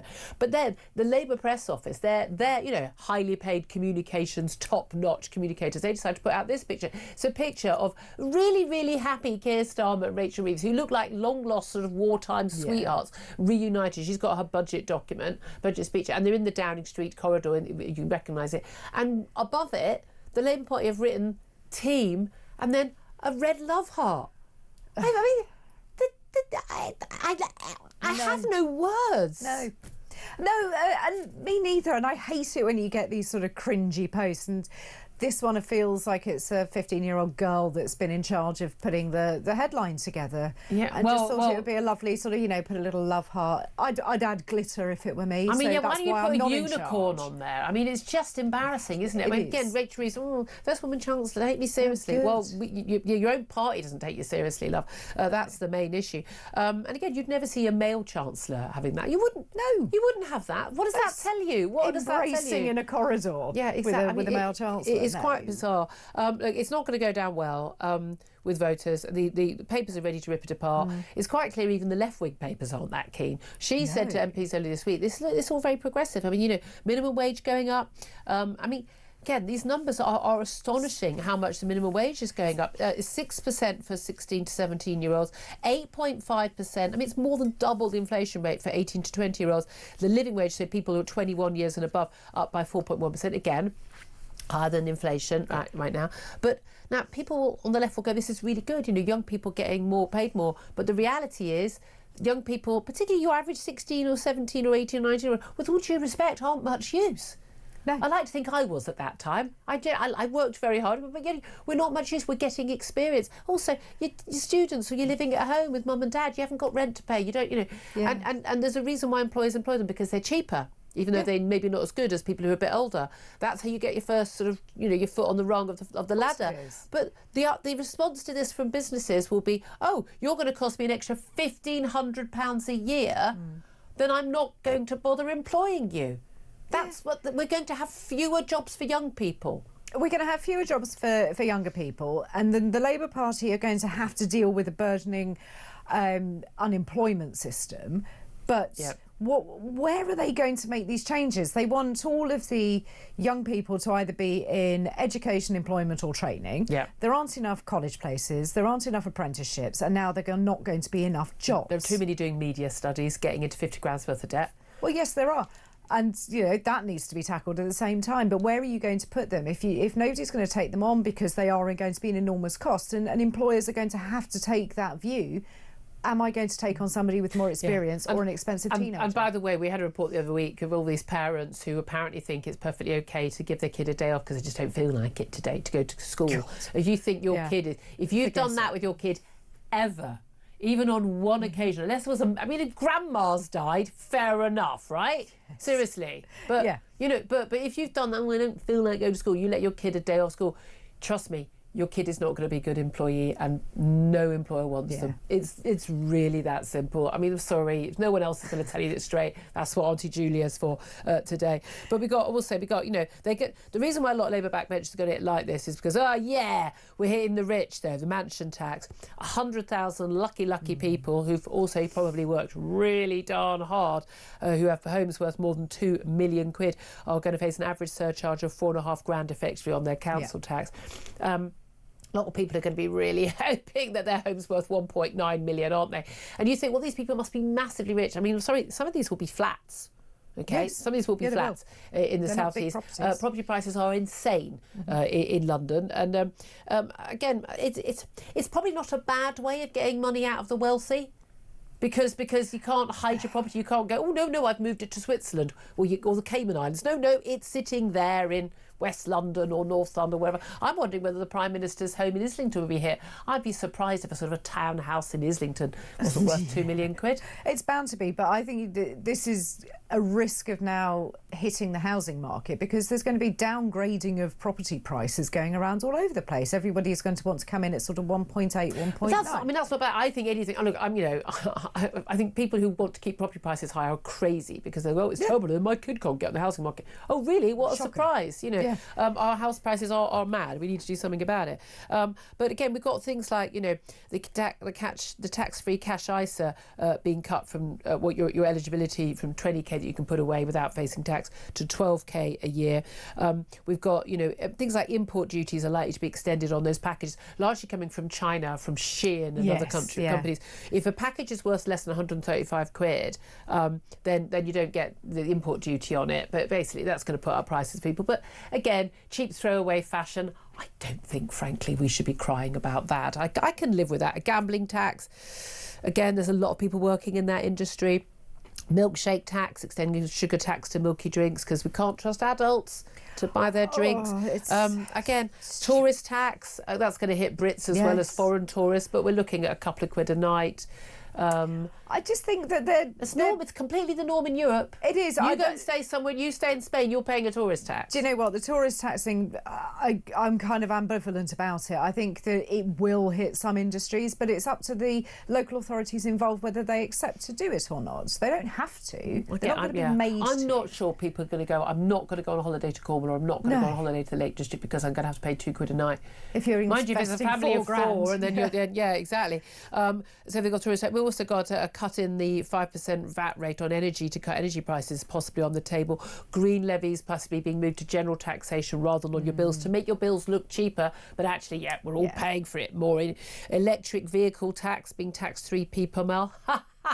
Sorry, love that one. Oh no, people buy electric cars, and then we have less fuel duty from people paying for petrol and diesel cars, and we have to make up the difference. Where do we get it from? Electric vehicles. I've been telling you this for the last 10 years. This is what's going to happen. Ha ha ha! More fool you. I'm sorry, I've got no sympathy there whatsoever. I've even gone through, I think, most of the big measures we're talking about. Do you think there's going to be some sort of rabbit from a hat? I don't think so. I think this is it. I think we'd be very, very lucky to find any kind of rabbit whatsoever. But it's sort of a tax on fun, isn't it? It is, the way I look at it. If I choose to have a milky drink, that is entirely my business. I don't wish to be taxed more heavily. But we've got the most complicated tax code ever. Yeah, we really do. We really do. It's a massive, massive issue, and I think it's the most complicated in the world. 23,000 pages. The UK tax code, and so many stupid things. It's things like marshmallows. There are 2 rates of VAT for marshmallows. No. Yeah, seriously. I've looked at this. It's a very sad individual. I tell you what, cocoa round Claire Pearsall's place is really tasty. It's a funny thing. Again, it's all and again, it's like, well, I don't gamble. I don't drink sugary, milkshakey drinks in packets. What's it bother me?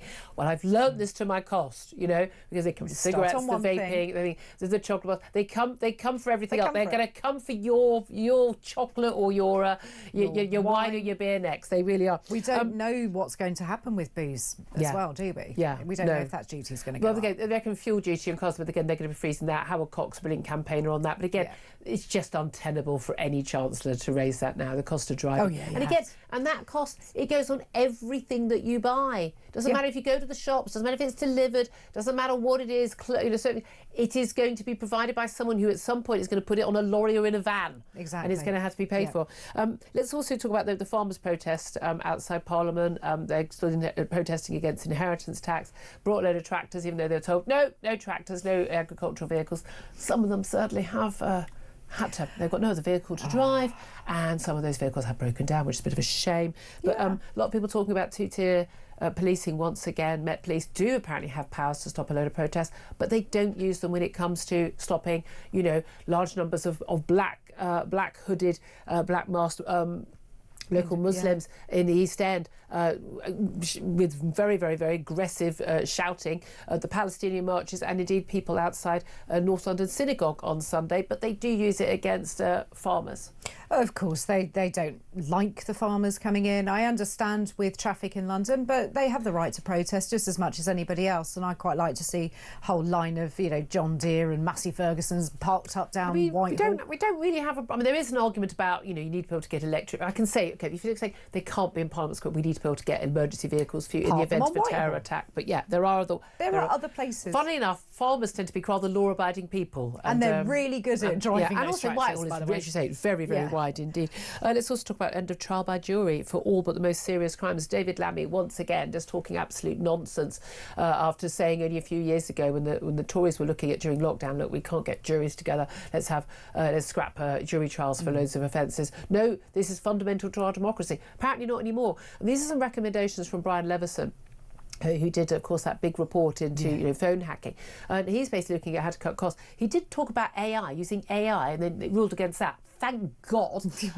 Did then talk about having a judge and 2 lay magistrates. No, Lammy's just going just for the judge, but also people facing a prison term of possibly 3 years or more. No, he's gone for 5 years. He's gone all out. Unless you're facing rape, murder, manslaughter, other really serious charges, then you don't get judged by a jury of your peers. You get judged by, basically a public school educated old white man who lives in a nice big house, probably getting a mansion tax bill in the next year. No, but the reality is we know, and who's probably highly politicised, because you don't get a job as a judge anymore. No. Unless you toe the line on all the DEI nonsense. I've got friends who are judges. I know this is what is going on. I mean, we've seen 2-tier justice handed out again and again in the last year and a half, 2 years. Yes. And we're basically saying, more of that, please. It's just wrong. It is the fundamental right to have a jury trial and be judged by a jury of your peers. Only in the Anglosphere. Yeah. I was really shocked to learn that. But that's because we've got better justice system. Yes, we do, because we have a democratic system, and long may that continue. Otherwise, you may as well just stick people in a room with people like you and I, and we'll judge them. We'll get through it quickly. Because the thing is, you do come with your different viewpoints. And I said, I haven't been on a jury a few years ago, and obviously I'm not allowed legally to talk about what happened in the jury room. Yeah. But I would just say, very different group of people different, different walks of life, different professions, different jobs, different groups, and it was really interesting. Okay, how much people cared about doing the right thing, the sense of responsibility we had that we could we could basically make someone innocent, or also someone guilty and possibly go to prison. I mean, that is incredible power to have. I mean, we're all very emotionally affected by that. I think you should be. It's a really important duty. Absolutely. But I think it's such a fundamental, and we've seen with cases again and again, over the Southport riots, the judges get it wrong, and sometimes juries get it wrong, but not as often as judges. They tend to be less biased. Yeah. And when there's a cause, when we talk about free speech issues and things like that, they really are on the right side of history. And they debate it well, because as you say, people come at it from a different angle, and they may have views that you hadn't really thought of when it comes to the case. And I think that's really important that we have those people involved. Yeah, exactly. And the cynicism. And again, juries do let off some people. Yeah, they do. Absolutely, they do. Because the reality is most people who get to court are guilty. I mean, that is statistically that is the reality. I've spoken to lots of criminal barristers. I've said to you, roughly what percentage of your cases are actually involve innocent people? 0.1%. I would just let you know, if you're watching the pictures, we've got to the Chancellor. She has just left Downing Street. She's with her Treasury team. There are 7 of them. She's got her big red box. She's very interesting. They're all in dark suits. She's in a navy suit with a white shirt. I feel the need to comment on that. I shouldn't really, but it's probably misogynistic. They all stand for this ridiculous photograph of her with the budget box, and she's looking very pleased with herself and very happy, and I'm sure she is, because she must know in her heart of hearts this is her last chance saloon budget. This is it. But they're posing for their pictures right now. In fact, she looks like a barrister, doesn't she? She does. She's got the double-breasted suit jacket. Maybe I'd rather like that. I mean, let's be girly for a moment. I'd rather like. Well done, Rachel. That's why well done, Rachel. I quite like the fashion choice today. Absolutely. And now We're going to do a picture of just her. But have fun. It's going to be your last chance saloon, though, Rachel, because this is your last budget.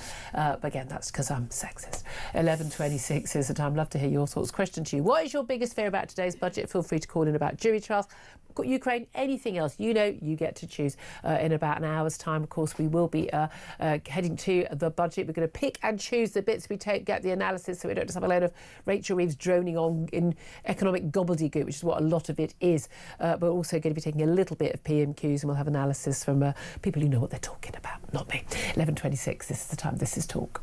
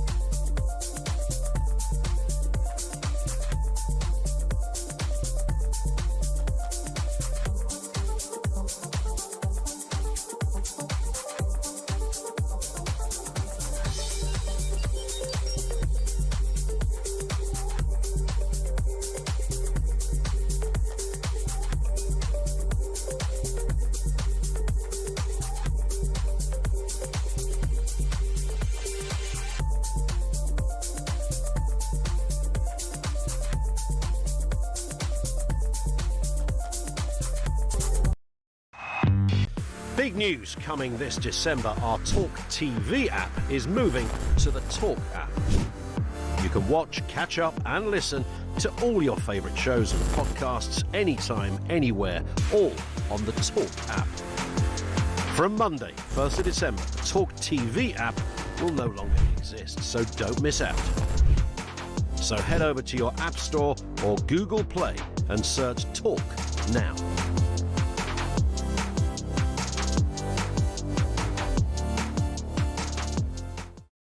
Across the UK, on DAB+, on YouTube, on your mobile, and on your side. This is Talk. This is Talk, the Home of Common Sense. 11:30 is the time. Let's get straight to your calls. 0344 499 1000. Andrew is in Hertfordshire and wants to have his say on the budget. Andrew, what do you want to say? Good morning. Yeah, the big fear that we've all got is the markets. The markets will fry it. When she sits down, the markets will just hunt the pound down like a dog. It will be unbelievable. You think it's going to be that bad? But if she keeps to her fiscal rules, all this stuff, it'll be fine, won't it? No. Julia, by freezing the thresholds and by taxing jobs last year, they were done last year, they're done this year. The economy cannot... nobody talks about growth anymore. Why are we all talking about tax? No. No one's talking about growth, Julia. Yeah. The markets will annihilate them. And if you think about the pay rises they gave to people... Yeah. Imagine they now will go into those new super tax environments and they'll want more. Yeah. And the markets know that. Yeah. And again, the public sector pay, I mean, it's just, it keeps on going up. No productivity rises, keeps on going up, and it all comes out of our money. Yeah, and the markets lent governments the money because governments overspend. They go to the markets and they borrow, and that's where we are. And, that's where we are. And just one thing before I go, that app, I've downloaded it. Great. Yeah, you just went a bit girly in relation to how she looks. Julia, who did your cheekbones on that app? You've got. Have I got cheekbones on that app? Brilliant. Thank God someone's given me cheekbones. Andrew, you can come again. Thank you very much indeed. Let's go to Mark, who's in Glasgow. Mark, you want to talk about actually what my next guest is going to talk about, the scrapping of jury trials for most crimes. Well, I've got to tell you, good morning. The idea that after 800 years, getting rid of the one thing that gave British justice its safeguards for its people is absolutely horrifying and disgraceful. Most countries don't use jury trials. I mean, it's an Anglosphere thing. Well, okay, where we rolled out across the Commonwealth, or the Empire as it was, the idea of jury trial, those countries, while they still had it, were a lot more free and a lot more liberal. Yeah, I mean, there's a reason why we've kept it all along, isn't it? I'm with you all the way, Mark. I mean, I think this is probably, I don't say about this many things, but it's probably pitchforks to Parliament time on that. They've got no manifesto, right to do this. They've just got no mandate for it at all. We're going to talk up next to Sir Michael Ellis. He's KC, he's a barrister. He's a former Attorney General, about what he makes of the Justice Secretary scrapping what he said only a few years ago was fundamental to democracy, the right to a jury trial. That's up next. This is Talk.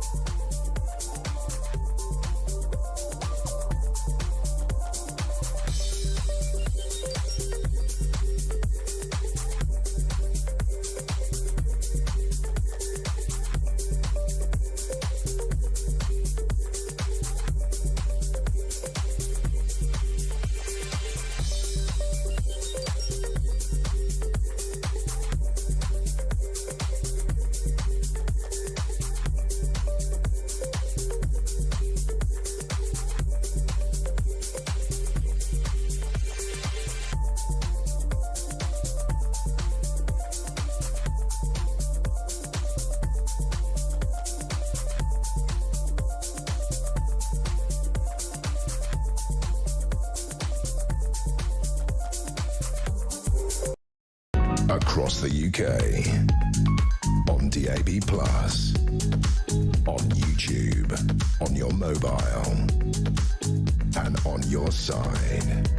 This is Talk. Good morning, welcome back to the show. 11:35 is the time. Just before we go to our next guest, just some breaking news. Paul Doyle, who had been accused of driving into football fans celebrating Liverpool's victory parade back on May the 26th, he has pleaded guilty this morning on the second day of his trial at Liverpool Crown Court.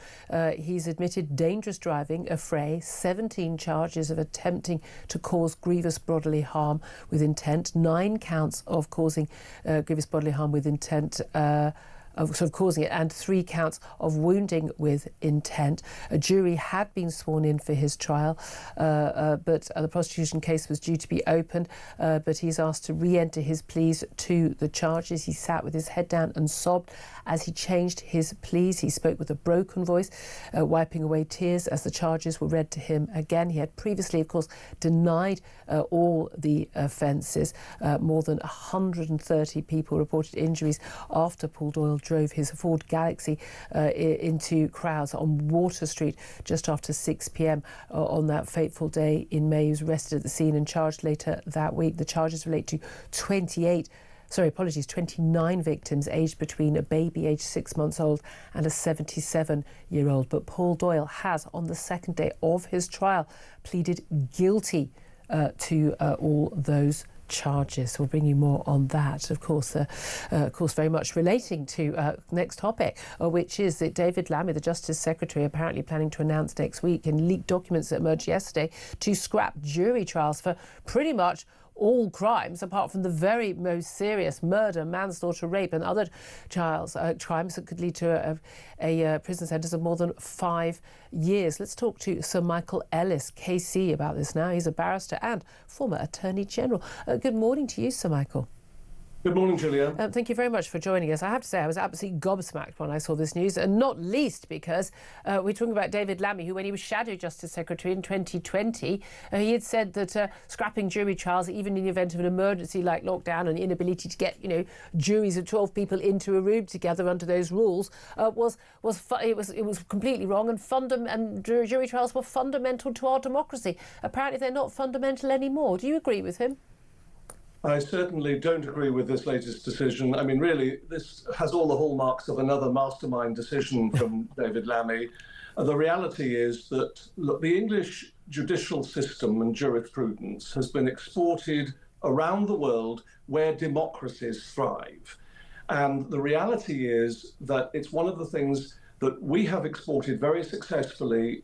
It's an 800-year-old principle. In fact, it goes back even beyond that. It goes beyond time immemorial, before the year 1189. The reason why it's lasted so long, Julia, is because people understand that it works. It's the best way of getting justice when people are accused of wrongdoing. Prior to that, in this country, we used trial by ordeal, where people expected divine intervention to be the process. It's an absolutely irresponsible decision. Well, hold on a minute there. I mean, most countries around the world, okay, I agree, we've exported it. I completely agree with you on that front, it's a fundamental right. But most countries don't have jury trials in the same way that the Anglosphere largely does. Do they not have justice, or is there proof that what we do, and I sat on a jury a few years ago and found it an incredibly, really life-changing experience to have done so, and was really impressed with how everything worked. Do they have a worse justice system because of that? Well, look, I think it's important to remember that of the 193 countries in the world, most are not democracies. It's a point worth making. Most of them are dictatorships and autocracies. Depending on how you define a democracy, there's something like 25 or 50 countries in the world that are democracies. So what other countries do that are not democracies is not something really that we can compare to our system.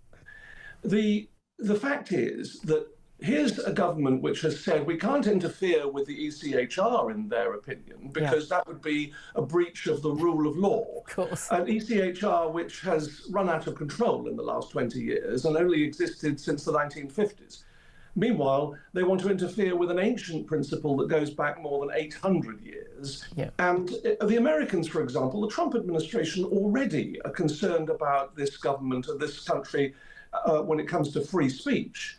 This is another impact, an infringement on a fundamental right of the English people. Well, this is it. I mean, the key thing about this is that we're constantly told that there are massive backlogs. You can wait 5 years, if you're lucky enough, to actually have someone who's committed a crime against you to actually be caught and charged with a crime, and that's a very small percentage of people. You can wait 5 years, but for cases like things like rape, you're looking at a 5-year wait plus before that person is even brought to court. And very, very difficult also for someone who's an innocent person who has been charged with a crime and having that hanging over them. Certainly the case that I was a jury on, it was 3 years since the alleged offence had taken place, and which seemed an extraordinary amount of time for someone to wait to get justice in either direction. But we're told that this we can speed things up. Now, Lord Leveson, who was asked to look into basically speeding up the judicial process or the justice process, he looked at AI, terrifyingly, but he also suggested that people who if they faced only more than 3 years or less, they wouldn't get this, but it would be a judge and lay magistrate, so not someone with formal legal training. David Lammy's gone further. You have to face 5 years or more and only a judge. Why is a judge with legal training who's said they're going to be totally unbiased, why is a judge less trustworthy to make that decision on guilt or innocence than 12 ordinary people who come from ordinary lives?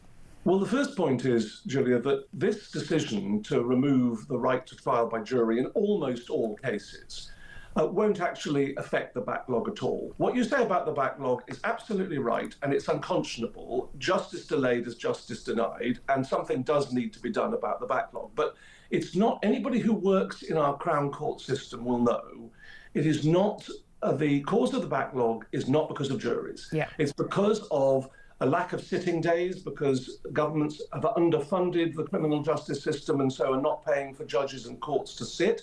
So every day there are empty courts around the country because they can't afford to run them. And secondly, we have an increasingly complex system of evidence because of the advent of so much data on mobile phones, so many more CCTV. So every case, even a simple burglary case, there'll be hours of CCTV footage to go through.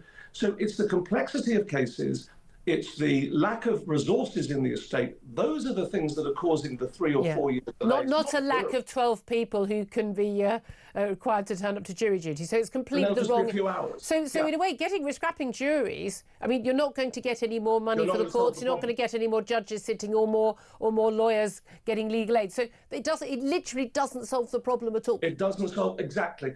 We don't even pay jurors, as you all know from your jury experience. We pay expenses for travel, but it's not what's causing the problem. This is the irony. If they actually bothered to ask anybody who works in the criminal justice system, who goes to the Crown Court on a daily basis and does these trials, prosecuting, defending, they'd find out that actually getting rid of jury trials isn't going to solve the problem. So not only is it an insult to 800 years of history, not only is it a deep impact on our rights as a nation and as a free people, but it won't even work. Yeah, I mean, that's even more galling. And again, it is bizarre that anyone would think it would, knowing those basic facts.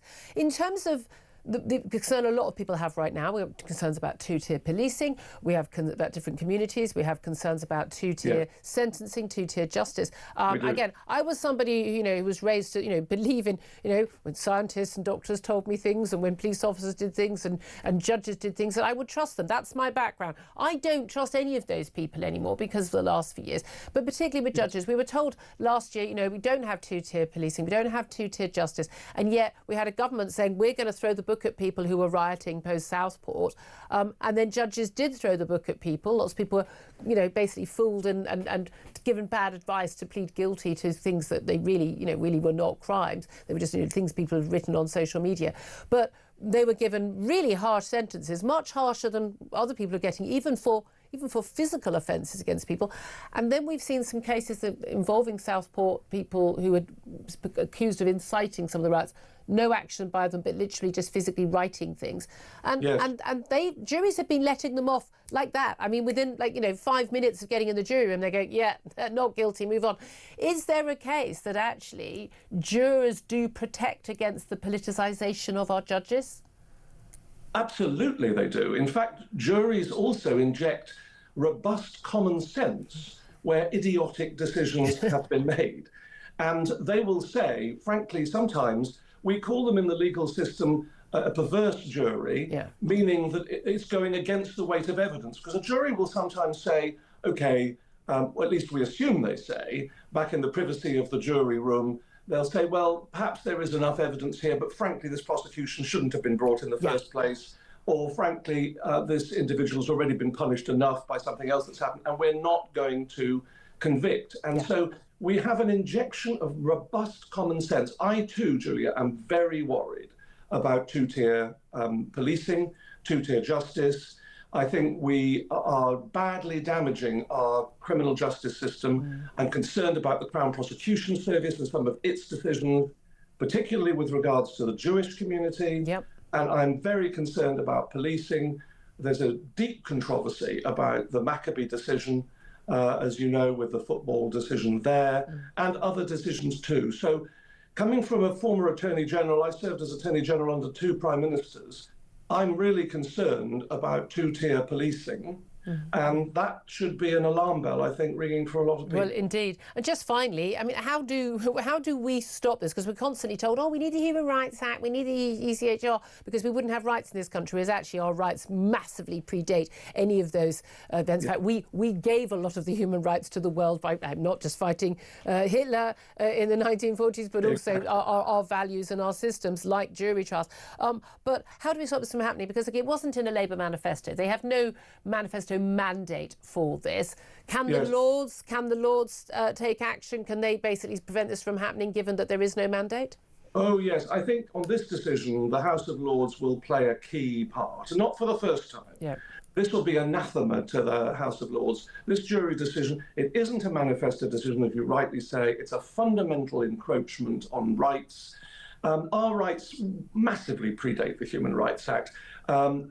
We had established human rights in this country generations ago, over a century ago. We don't need a 25-year-old Blairite piece of legislation to give us human rights in this country. Same thing for ECHR. The reality is we're going to look to the House of Lords if the government puts this proposal forward. We're going to have to look to the House of Lords to do the jury's job, if you like, that I was talking about, and inject some concepts. Isn't that interesting? I mean, very, very strange state of affairs, isn't it? So Michael LSKC, barrister, former Attorney General, thank you so much for joining us. Claire Pearsall, I mean, it is interesting.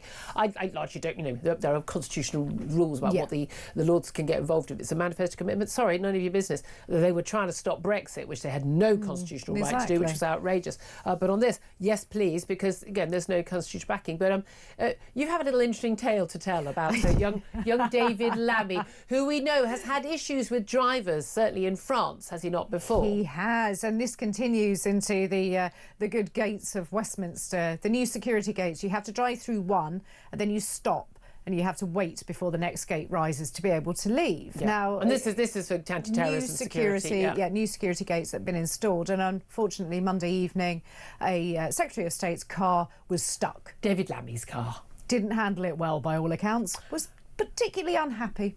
Poor driver, it's not their Shouting fault. at his driver, I understand. I mean, I couldn't. His driver who had comment. no choice because he's stuck inside. He had nowhere to go, and these are massive. You can't drive over these steel things. gates. Yes. No, they're huge. He was in a cage basically, and couldn't get out. 15 minutes. If only we kept him there. But there we are. 11:48 is the time. Up next, going to talk to Reform UK's Layla Cunningham about what we expect in the budget, and she's actually a lawyer herself. Wonder what she makes of the scrapping of jury trials. This is Talk.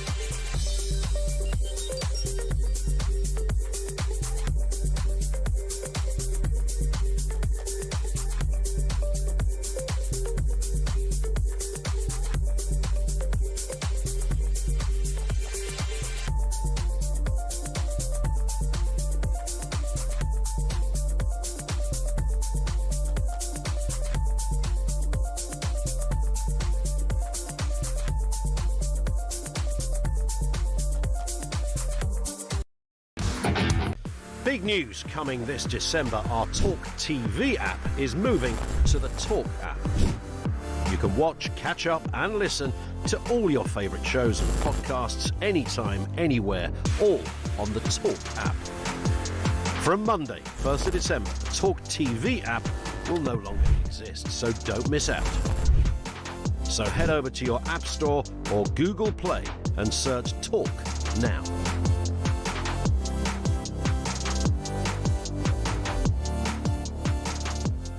Okay. On DAB+, on YouTube, on your mobile, and on your side. This is Talk. Good morning, welcome back to the show. 11:51 is the time just to bring you some breaking news that farmers have been handcuffed and led away by police after they defied a tractor ban to descend on Westminster in protest over that tax rate on rural landowners with their inheritance tax. At about an hour and a half ago, an hour into the protest at Trafalgar Square, officers started to make their way through the crowd, informing them under the Public Order Act they were liable for arrest. Some farmers have already been arrested. Claire, you're a country girl. I mean, it's just absolutely appalling that you can't arrest people walking along the street chanting anti-Semitic phrases, but you can find the owner of a tractor and nick them instead. I mean, I'm breaching your sorry. Oh God. No, I'm sorry. I don't think that we need to look at it like this. They just get, just tell them to take the tractor away. Yeah, don't arrest them for it. There is that, isn't there? And again, be sensible. Exactly. 11:52. Let's talk to my next guest, Layla Cunningham. She's a Reform UK councillor, and sorry, this cold is really kicking in. Apologies, Layla, as she's also co-leads at Reform UK's Law and Order campaign. A very good morning to you, Layla. Hi Julia, how are you? Thank you very well. I'm just trying mostly not to sneeze actually while I'm on there. Layla, just first of all, just your reaction to these farmers being arrested. It really exposes a double standard perfectly. When it's a fashionable cause that they like, the Met rolls out the red carpet, but ordinary Britons objecting to government failures and they get arrested. Yeah, and that's the thing, they are in breach of a protest order, but again, we just see again and again and again, there aren't these orders about other people protesting. Yeah, I mean, it's obviously political because they don't want them protesting to expose the government's failures the day of the budget. Yeah, and indeed, the funny thing is actually the farmers are kind of saying, everyone's worried about themselves. We're worried about the farmers, but we heard about this stuff last year. People are getting more worried about themselves as well, aren't they? A question I put to my audience today: what's your biggest fear about today's budget? It's actually squeezing workers, all workers, just because it's the only place left to squeeze. I feel like Labour promised change, but their change is obviously more tax on the people who already pay for everything, Julia. Workers, savers, pensioners, they're all going to be hammered. So she can protect her welfare spending, foreign aid, funding welfare for foreigners, and effectively we're paying for her political weakness. I mean, a lot of people are pointing out, this is basically a measure to try and save, 2 jobs, hers and the Prime Minister's, maybe the backbenchers too. They may be very pleased with this. They apparently think giving a load of money to people who have a load of kids and can't choose to pay for their own kids by actually both going out to work is a good thing. Mind you, so does Reform on that. I'm going to get that policy changed if it's the last thing I do. I mean, I'm sure you recognise what a lunacy that is. But this is the thing, an awful lot of people are saying, look, this isn't actually about growth. It's not about jobs. It's not going to really help anybody who has any role at all in boosting the economy. No, it's definitely not going to have. But going back to the 2-child cap benefits, we would do it for a couple that is in full-time work. And, wages have been stagnant, Julia, since 2008 because we've imported so much foreign cheap labour. And, if you're a couple who's working, who's contributing, who's doing your bit and you can't afford it, through no fault of your own, through overprinting of money, through foreign cheap labour, then we're there to help you. And the message is, through Reform, that Britain backs you. But if you're definitely not going to get it removed if you're out of work. Okay, all right then. Okay, well, that I could probably live with, but again, I'm still not sure we've actually got the money for it. We're going to get a press conference from Nigel Farage a little bit later about what their reaction to the budget. He's been in the news an awful lot over allegations about what he did or did not say in the playground to fellow pupils at his private school, Dulwich College, back in the late 70s and the early 80s. He's gone from saying, it never happened, totally untrue, to he may have said things, but it wasn't directed at individuals. They've hit back saying, yes, you did, and now we have more denials. Now, is this going to damage your party's chances? Does this impact on Nigel Farage? No. Listen, it was whatever happened. I don't know how anyone can remember so clearly what someone said 45 years ago. I think if I was Jewish and someone told me we should gas the Jews, Hitler was right, if that was what was said as was claimed, I think I'd remember it. I don't think I'd remember that young, actually. But Nigel's denied he said it. I mean, we've got he's never, people who know him personally know that he doesn't have 1 inch, 1 bone of anti-Semitic sentiment in him or racist sentiment at all. I mean, that's something I would concur with, having had many, many conversations with him over the years. But these allegations are not going away. Coming back to the budget, though, because that is what people care about at the moment, the pound in their pocket. What would you do differently? Well, basically, Reform has said that we're sending over 10 billion in foreign aid. I think that should be cut. I think before you send money abroad, you need to take care of your own. And before you come after British workers, the people who save, people who work, people who plan ahead, they're all being punished. Because basically, Julia, if you work in this country, Labour sees you as a piggy bank. So before you come after those people, stop foreign aid, stop paying welfare for foreigners, and increase the NHS. I forgot. We supplement basically foreigners' access to the NHS. I forgot. Oh, we absolutely do. And again, the pretense that there's a very small number of people is an absolute load of rubbish. They just simply don't bother asking people. I mean, it's a budget built on squeezing normal people, workers, savers, pensioners. And they say it's a growth plan. I don't see anything for growth. For me, it seems like just panic to plug a 30 billion hole of her own making. The Office Budget Responsibilities just released their document and they've said that it's confirmed that the tax thresholds are going to be extended by 3 years. I thought it was going to be 2, but all the way up to 2030. Freezing personal tax, employer national insurance contributions, thresholds for 3 years from 28 to 2029. It's going to raise in total, in terms of personal tax changes, almost 15 billion quid. In 29-30. It's a heck of a lot more money that she's going to raise from that. But she said she wasn't going to increase taxes on working people, didn't she? I know. And then, I'm sorry, but freezing the threshold is an income tax rise. Call it what you like. If you're paying more money to the government, that is a tax rise, no matter what it's called. So I think they've broken a lot of their promises as well. I don't see anything, I haven't heard of anything in this budget that's for growth. You don't create growth. The saying is, you cannot tax your way to growth, and it's true. Well, indeed, I think that's what we're going to be seeing over the next few years, is it not? Leila Cunningham, Reform UK Council, thank you very much indeed. Claire Pearsall, listening to that. I mean, the Office Budget Responsibility confirming what we basically knew was already going to happen. But, heck of a lot of money going to be raised from these personal tax freezes. But again, it is a sort of rather dishonest way of doing it. But apparently this OBR forecast has been published early in error. I mean, good God, will they do anything right? I don't think that this was in error. I think this is the OBR punishing the Treasury for all of those leaks about the budget, because they were not happy at the constant leaking out of policies and ideas and spending before the actual budget. So I think this is sort of accidentally on purpose putting out of the OBR report before the budget, which has never happened before. Very, very interesting. Well, we shall wait and see. Coming up after midday, we're going to have the latest headlines. We're going to take a little bit of the Prime Minister's questions clashes. In the studio, we're going to have economist Justin Arcart-Stewart, also former Labour Party spokesman James Mathewson, Claire Pearsall as well, and your calls. Do stay tuned. This is Talk. We are the home of common sense.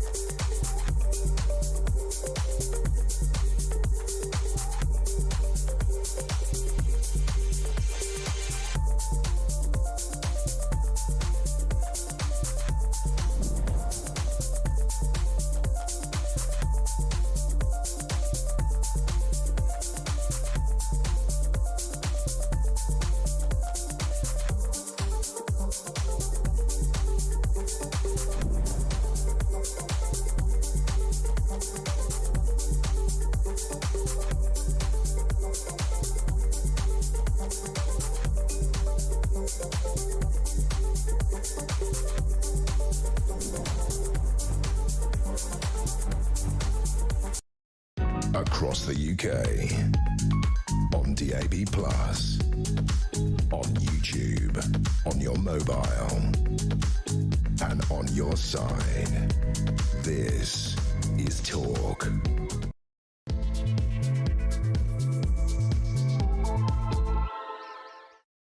A very, very good afternoon to you. This is Talk. We are the home of common sense. Thank you very much indeed for joining me. Welcome back to the show.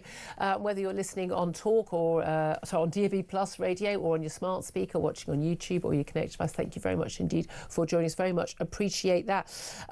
Just a couple of moments, we're going to go live to those PMQs clashes. Then we're also at 12:30, of course, well, probably realistically more 12:40. Rachel Reeves, the Chancellor, will be announcing her budget.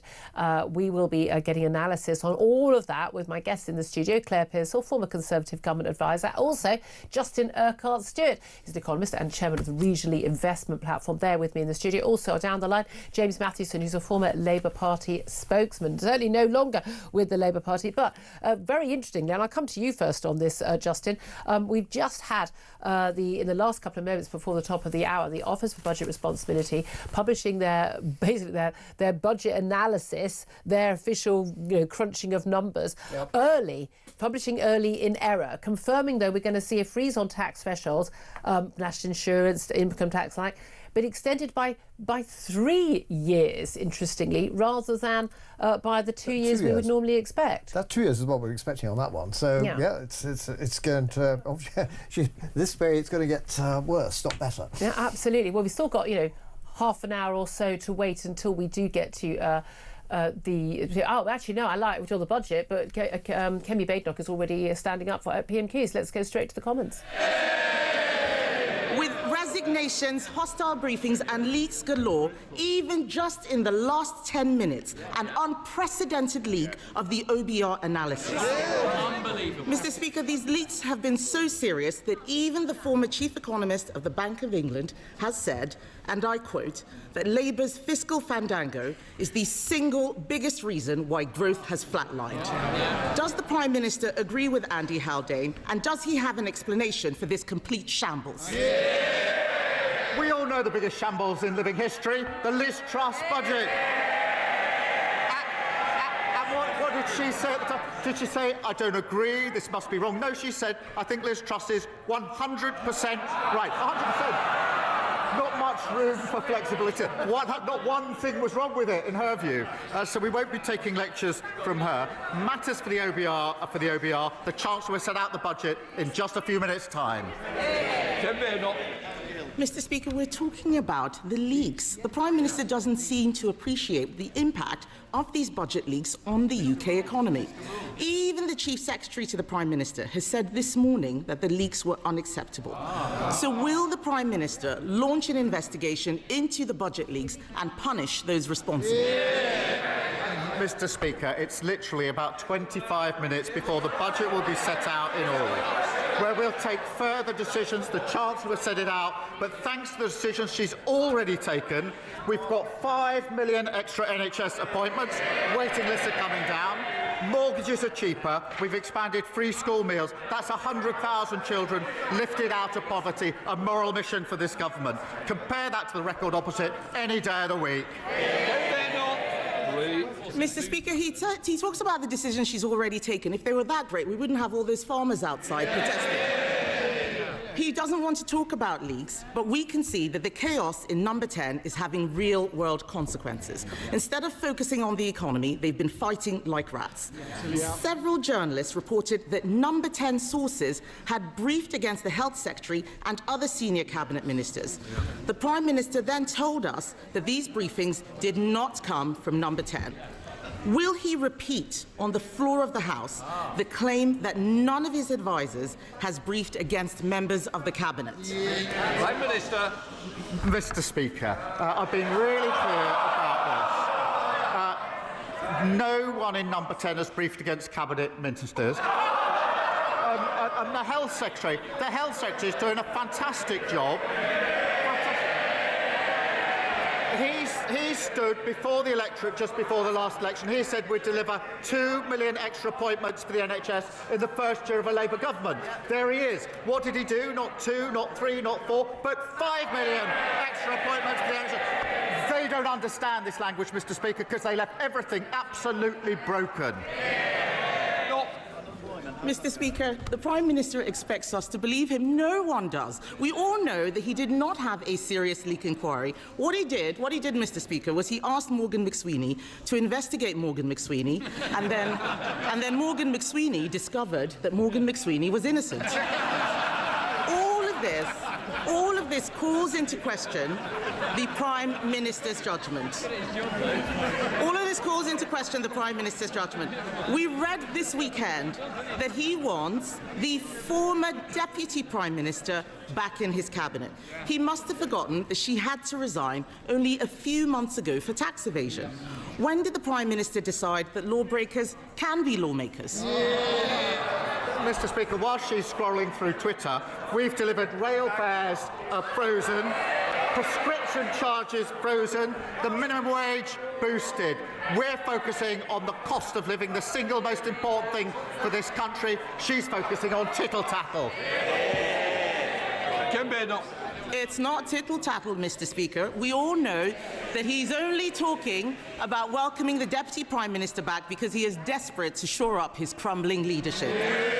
But if he were to welcome her back, will he set a condition that she must pay back the £40,000 of property taxes she avoided, the same property taxes they're very happy to put on everyone else, and will she also return her £17,000 of severance pay? Prime Minister. Mr. Speaker, the former Deputy Prime Minister is the biggest social mobility story this country has ever told. She started from humble beginnings and fought her way to the very top. I'm very proud of what she's achieved in politics. I'm very proud of everything she's done for this Labour government. That sounds like a no, Mr. Speaker.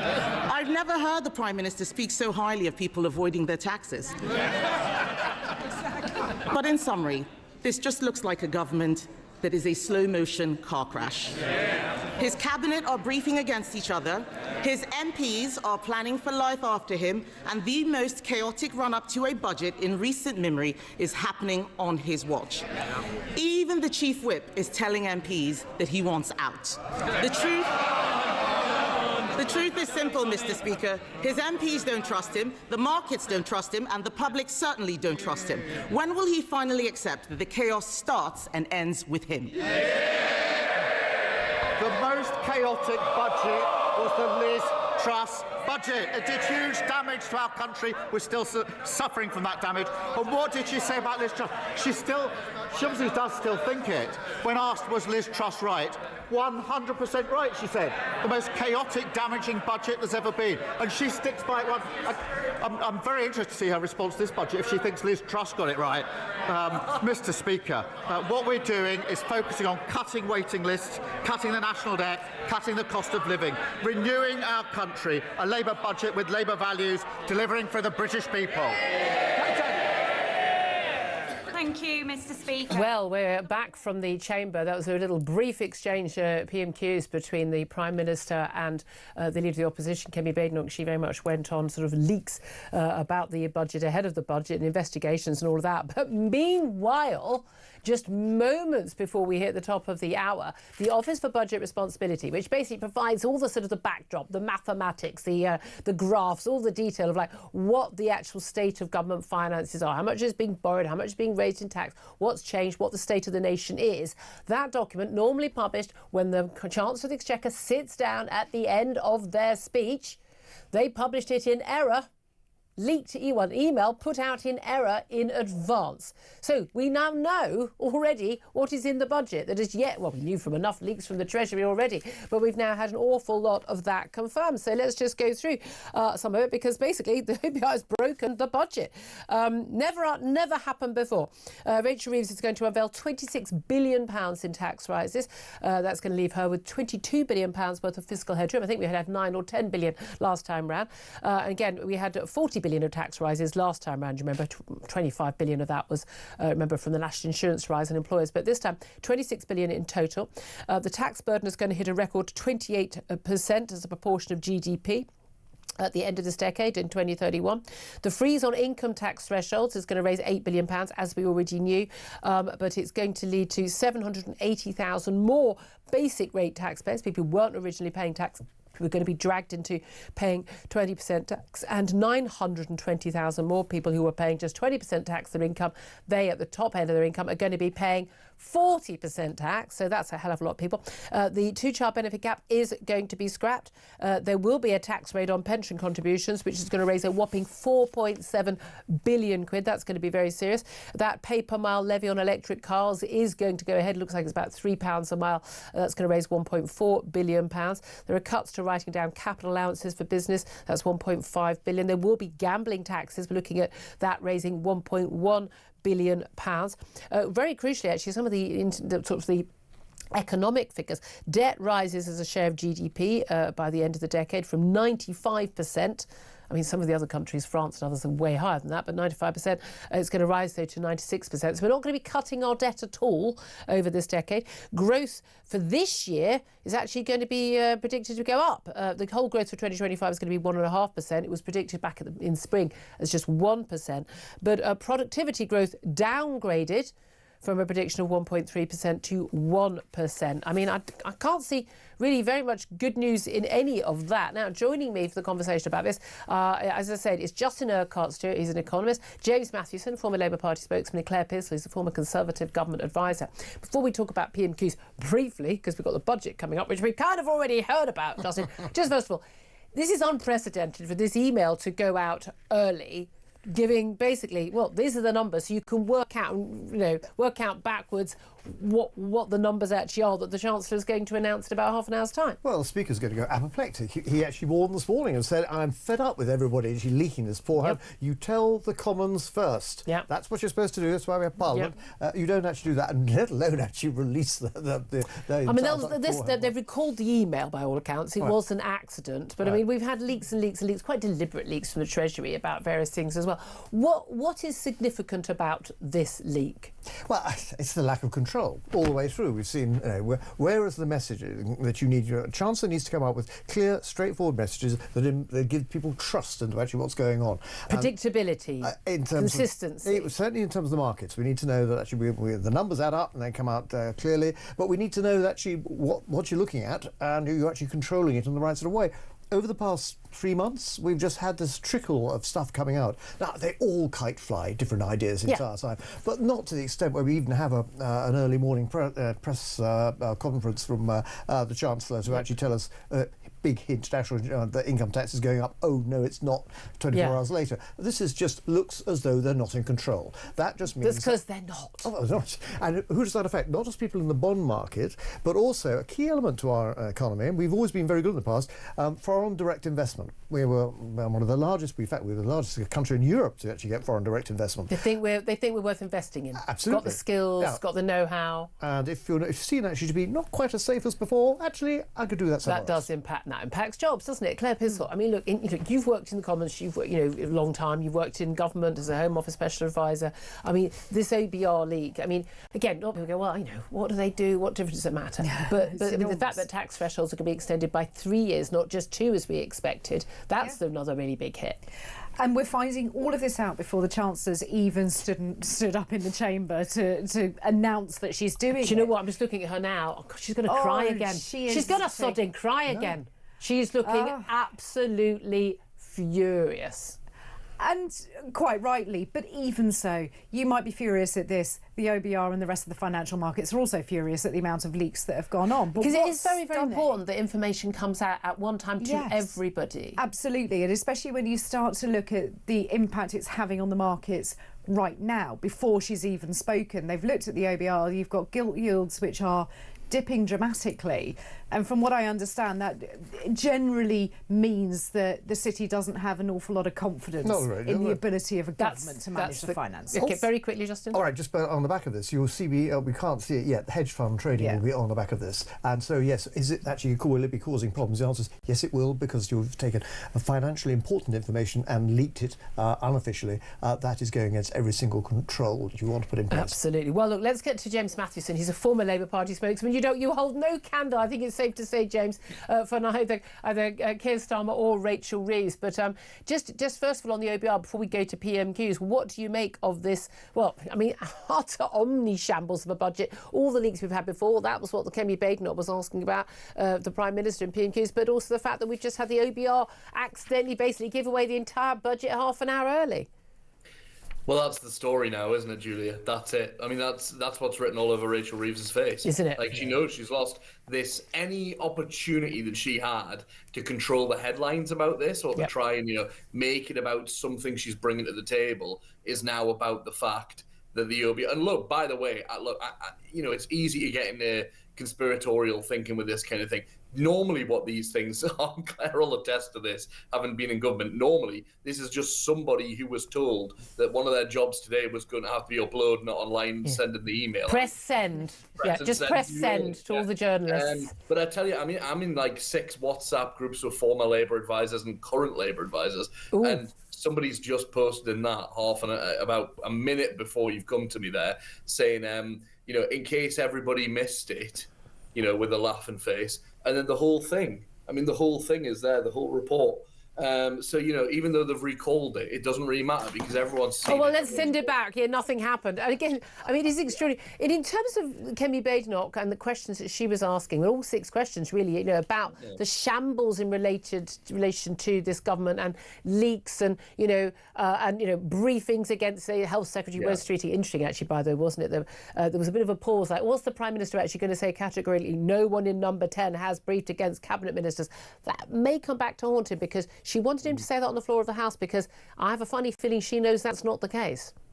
Yeah, this kind of approach from Kemi Badenoch, from the Tory team, I think, was very much don't fall for any traps around what might be in the budget and what might not be. Let's wait till the budget's passed to talk about the budget. For now, just try and keep that narrative going. I mean, I say narrative, it's kind of reality, isn't it, as well, about the fact that everything is just chaos. You've got chaos. The really interesting mention for me was Angela Rayner, because I thought immediately the response from Keir Starmer, you preempt these things. When Angela Rayner was mentioned as the former Deputy Prime Minister potentially coming back, because these are rumours, that's all it is as it stands, rumours. But when he was asked, he immediately went to Angela's defence and said, she's a social mobility success story and all that. Yeah. And she is, but that's weird, because the thing you would say is, why are you talking about the former Deputy Prime Minister? She's no longer the Deputy Prime Minister. But also, I just don't. I think her story is actually an incredible story of how she's got to where she did get to. But I'm not. But it's not to do with Keir Starmer. It's not a reason to reappoint her, though, is it? Claire Pearsall, just what did you make of in terms of what the Prime Minister had to say regarding the briefings against Wes Streeting, defending his own officials? We know there have been Wes Streeting had a full shouty row with Morgan McSweeney, the Prime Minister's director of, Chief of Staff, over this. He's accused him directly. Come on, everyone knows what's happened. You know what happens on the floor of the House. He said on the floor of the House that didn't happen. I mean, you're not allowed to lie on the floor of the House, but can he have plausible deniability? No, I don't think he can. I think the problem is we've seen this before when Boris Johnson was there and you had the Labour Party putting these elephant traps out for government ministers at the time, and equally they said things which then absolutely held up because they said it on the floor of the House. And Keir Starmer has just walked into a massive trap. Kemi Badenoch would not have said that unless she knew that he was going to be withholding some information. Yeah, absolutely. Can I come back to you, Justin Urquhart-Stewart? Because it should be at 12:30, but realistically it's going to be about 12:40. We're going to have the Chancellor of the Exchequer standing up. She's sitting by the Prime Minister right now during PMQs, and she's going to be delivering her second budget. I think we all can safely say her last budget. It's got a lot of bad news. We knew that already from their own leaks and just from where the financial markets are and where we are, GDP and everything else. But here's the thing. Is she going to acknowledge? She's clearly aware at this moment that her entire budget is currently out there. It is absolutely crucial. I mean, if you're going to pull your rabbit from the hat, it doesn't look like there is one, by the way. Oh, and some good news, everybody. Get backbenchers cheering. Or everything's pretty much been leaked already by her office, by her department.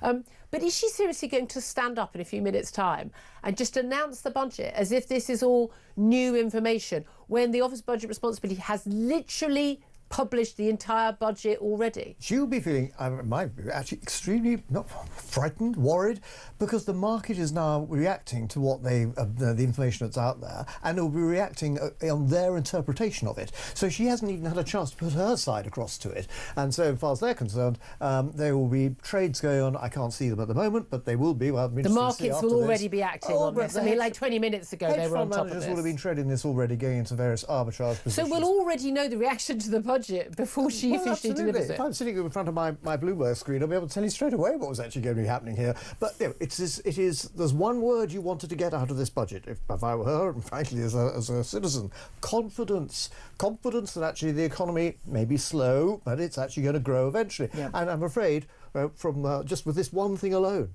blown that straight away. Yeah, exactly. It is. As the very brilliant Christian Calgary of the Express has pointed out on social media, you know, if you look back a year ago, at least George Osborne actually managed to deliver his 2012 budget and get to the end of it and sit down and people cheering before it was just declared an omni-shambles with a pasty tax and the like. And as he pointed out, we could do with Malcolm Tucker from the thick of it to provide a word bigger than omni-shambles right now, which is where it came from. I mean, I think there are F letters involved. Oh, I mean, absolutely. I think there might be C's and K's, I don't know. But OMG, OBR, Rachel Reeves, you're toast, love. You're toast. I mean, enjoy your final budget. Try and get through it without crying if you can, but it's over. 12:23 is the time. We're going to take a quick break. Coming up, I'd love to hear your reaction. We're going to hear more from Claire and from Justin and from James. This is Talk.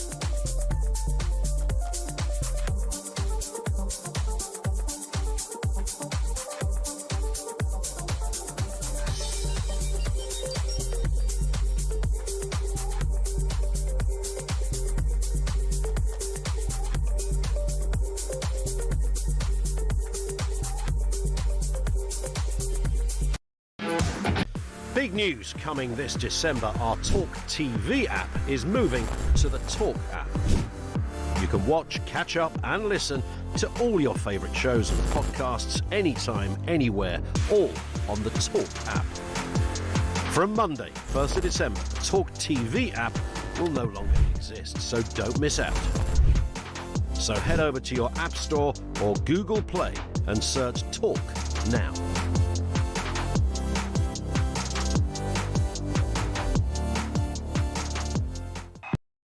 Across the UK, on DAB+, on YouTube, on your mobile, and on your side. This is Talk. This is Talk, the home of common sense. I'm Julia Hartley-Brewer. The time is 12:26. We're waiting for the budget, but we're not really anymore because the Office for Budget Responsibility just before midday basically leaked the entire budget. Every figure that's relevant has already been leaked long before the Chancellor gets up on her feet, expected in the next 5-10 minutes to get on her feet. After the PMQ's finished, she's been sitting next to the Prime Minister while he took questions from MPs on the backbenches, but also from Kemi Badenoch, the leader of the opposition, frankly looking like she just chewed on a wasp, not happy at all. I frankly at one point looked like she was just going to burst into tears again, but that's just me being a misogynist. The Office for Budget Responsibility has formally apologised. They've recalled the email. Don't think that's going to work, guys. They've launched an investigation after their economic and fiscal outlook document was published early ahead of the budget. They've described it as a technical error. It wasn't a technical error. Someone just pressed send on an email way too early. They literally had the work. They probably have one of those people who's, you know, those 18 to 20-year-olds who they're going to pay more minimum wage, yeah? They probably just said, oi, Derek, can you, don't forget, you've got to press send. You go, press send, did you say? And he pressed send and it went out basically an hour plus early. So, yeah, there's going to be an investigation. And actually, Justin Urquhart, you were just saying in the break, you thought a financial regulator might get involved because, of course, this is putting out information. This is price-sensitive information. We've seen what the pound has already moved against the dollar, and that would have been traded for the past quarter of an hour. And someone would be making nice money out of that. Unfortunately, we're stuck in a studio and have not been doing that. Let's go back to James Matthews, who's a former Labour Party spokesman, still probably chuckling in your corner. What are they saying in your WhatsApp groups with the Labour advisors now? Well, it's interesting you were talking about Malcolm Tucker there, Julia, because I don't know if you can see over my shoulder, but there he is. watching our as an inspiration to all political. The ultimate special advisor in the thick of it, absolutely. Very expletive ridden. But I mean, what are they saying? Well, at the moment, it's just, I mean, it's kind of a mix between kind of shock but not surprise, I think. Fair point. One comment from someone, and I wish I could say who, because it's someone who people might know actually, saying she's done. So that was me. That was, yeah. No, it's this thing of just, you know, I think people are just sick of it. They're just done. They're fed up. The thing is, what's interesting, this isn't Rachel Reeves's fault. No, under no circumstances is her fault. But the thing is, when you're just associated with just uselessness, then people are going to blame you. Here's my thing. We're not going to take the whole budget live, really, because we like our audience so much. And also, we certainly don't need to now. We've already got it. And a lot of it's been briefed out already anyway. It's not much of a surprise in it so far as it is, even apart from the freezing on thresholds for 3 years, not 2 years. But the thing is, you know, this is a chancellor who's under so much pressure. Realistically, though, is there anything in there even to please the backbenchers? Because we know she's trying to shore up her own job. But I mean, is the scrapping of the two-child benefit cap, is that enough to cheer up the backbenchers? It might have been. You had that, and you had the minimum wage stuff that was meant to be kind of, you know, red meat. I mean, it's not really red meat. It's just, you know, kind of simple stuff, really. And it's stuff they've been begged to do by those backbenchers for a long time. So it's kind of just a equalising of the situation. The start, some thought, and somebody I spoke to this morning thought it might be the start of a new narrative direction around, you know, Labour values and all the rest of it. But right now, I don't think anything is going to cut through, even with the backbenchers, purely because of the embarrassment. And look, I will say one thing. I've come on TV and radio and slagged off Rachel Reeves for the best part of 2 years, right? But on a human level, I cannot imagine how it feels to stand up and do what she's about to do. Oh, yeah. And you know what everyone thinks already, and you know it's out there. Yeah. It's not an easy task. She should be better at her job then, shouldn't she? But don't worry, she's the first female chancellor, and that's what matters. Come on, that's what your lot think. That's the problem.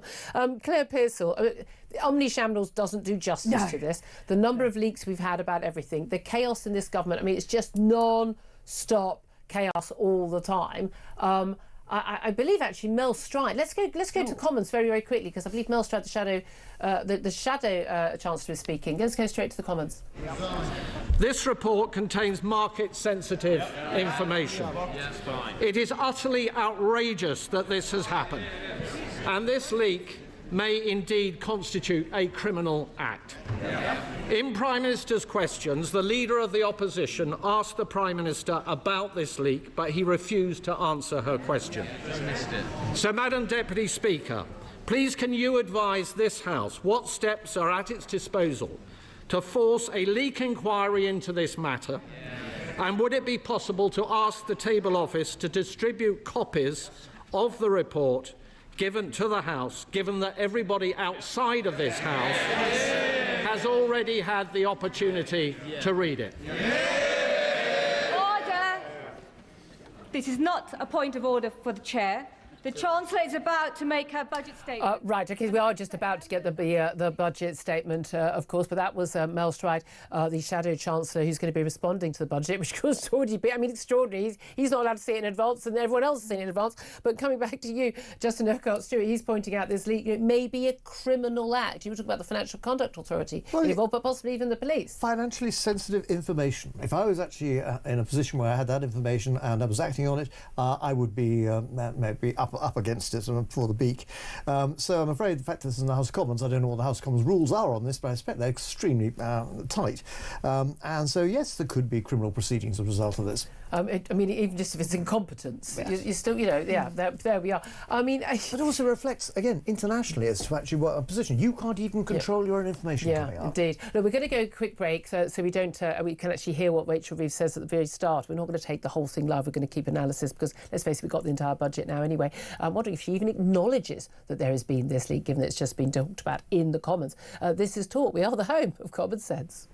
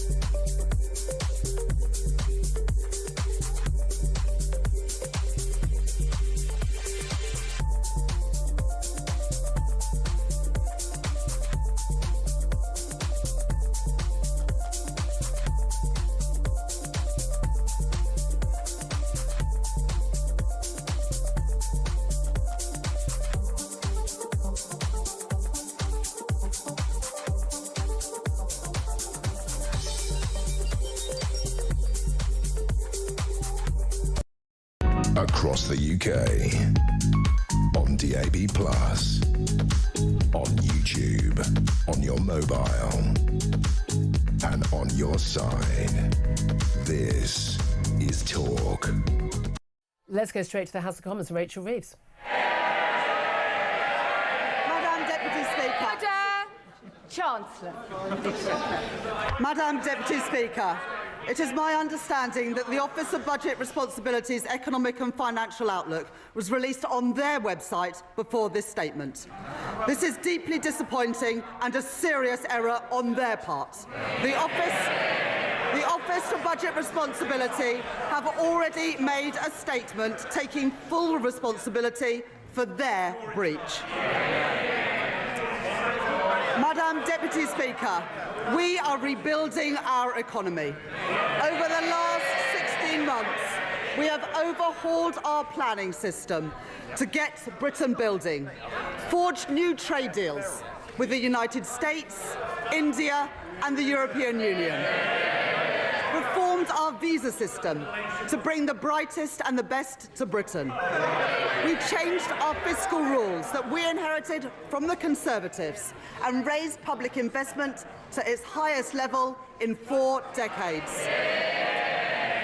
And in last year's budget, I raised taxes on business and the wealthiest to close the £22 billion black hole in the public finances left by the party opposites. And we used that money to fund the biggest ever settlement for our National Health Service. They were the fair and necessary choices, and we faced opposition to them. from opponents to planning reform, who will always demand that the future is built somewhere else, not in their backyard. Opponents to trade, who want to take us down the path of isolation and division. Opponents to investment, who believe that the only good thing a government can do is get out of the way. Opponents who insist that the only way to balance the books is to cut public spending. And opponents who say that we don't need to balance the books at all. But we made these choices for a reason. Because after 14 years of Conservative government, working people demanded and deserved change. Investment, not cuts to our public services. Stability for our public finances. The single most important factor in getting the cost of living down. And economic growth, the best means to improve wages, create jobs, and support public services. That is what our plan, that is what this government and our Prime Minister are all about. Today's budget builds on the choices that we have made since July last year. To cut NHS waiting lists, to cut the cost of living, and to cut debt and borrowing. No doubt we will face opposition again, but I have yet to see a credible or a fairer alternative plan for working people. These are my choices, the right choices for a fairer, a stronger and more secure Britain. Order. Far too much noise, and I expected so much better from you, Dr. Luke Evans. You're meant to be a leader in your community. Simmer down. I'm happy for them to shout as much as they like, Madam Deputy Speaker, as long as they do it from the opposition benches where they can't cause any more damage. I said there would be no return to austerity, and I meant it. This budget will maintain investment in our economy and in our National Health Service. I said I would cut the cost of living, and I meant it. This budget will bring down inflation and provide immediate relief for families. I said I would cut debt and borrowing, and I meant it. Because of this budget, borrowing will fall as a share of GDP in every year of this forecast. Our net financial debt will be lower at the end of the forecast than it is today, and I will more than double the headroom against our stability rule to £21.7 billion, meeting our stability rule and meeting it a year early. These are my choices, not austerity, not borrowing, not turning a blind eye to unfairness. My choices are a budget for fair taxes, strong public services and a stable economy. That is the Labour choice. Growth is the engine that carries every one of our ambitions forward, through stability, investment and reform. The platform from which British ambition can finally get moving again. Because growth doesn't just appear out of thin air.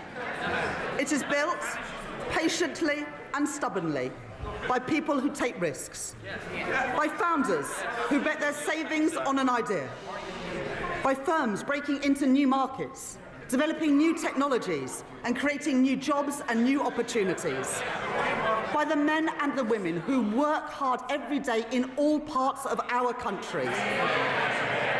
Our job is not to watch from the sidelines, but to partner with them, backing them every step of the way, to match private enterprise with public ambition.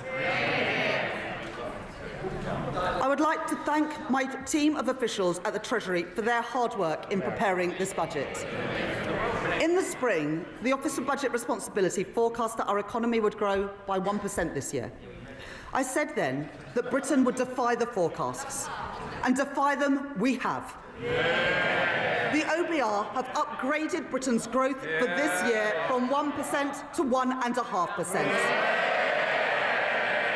reaching the same conclusions as the IMF, the OECD and the Bank of England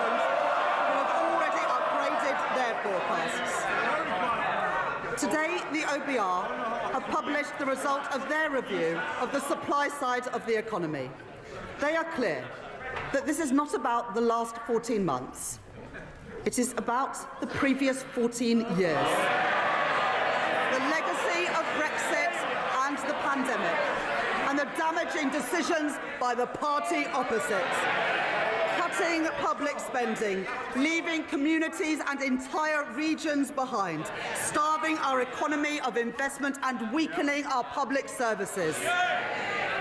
As a result of their review, the OBR are reducing their expectations for productivity growth by 0.3 percentage points to 1% by the end of the forecast.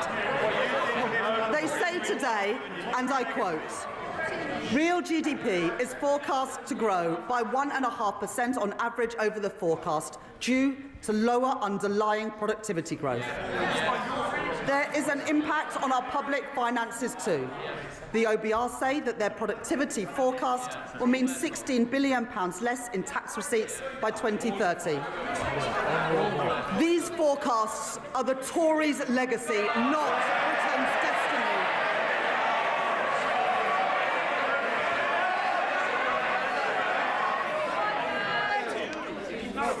Order. It is very hard to hear the Chancellor over all the shouting. And Mr.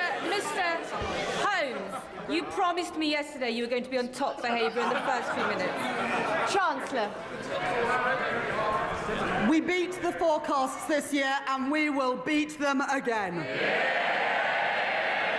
By boosting trade, not blocking it, by increasing investment, not cutting it, by championing innovation, not stifling it, by backing working people, not making them poorer.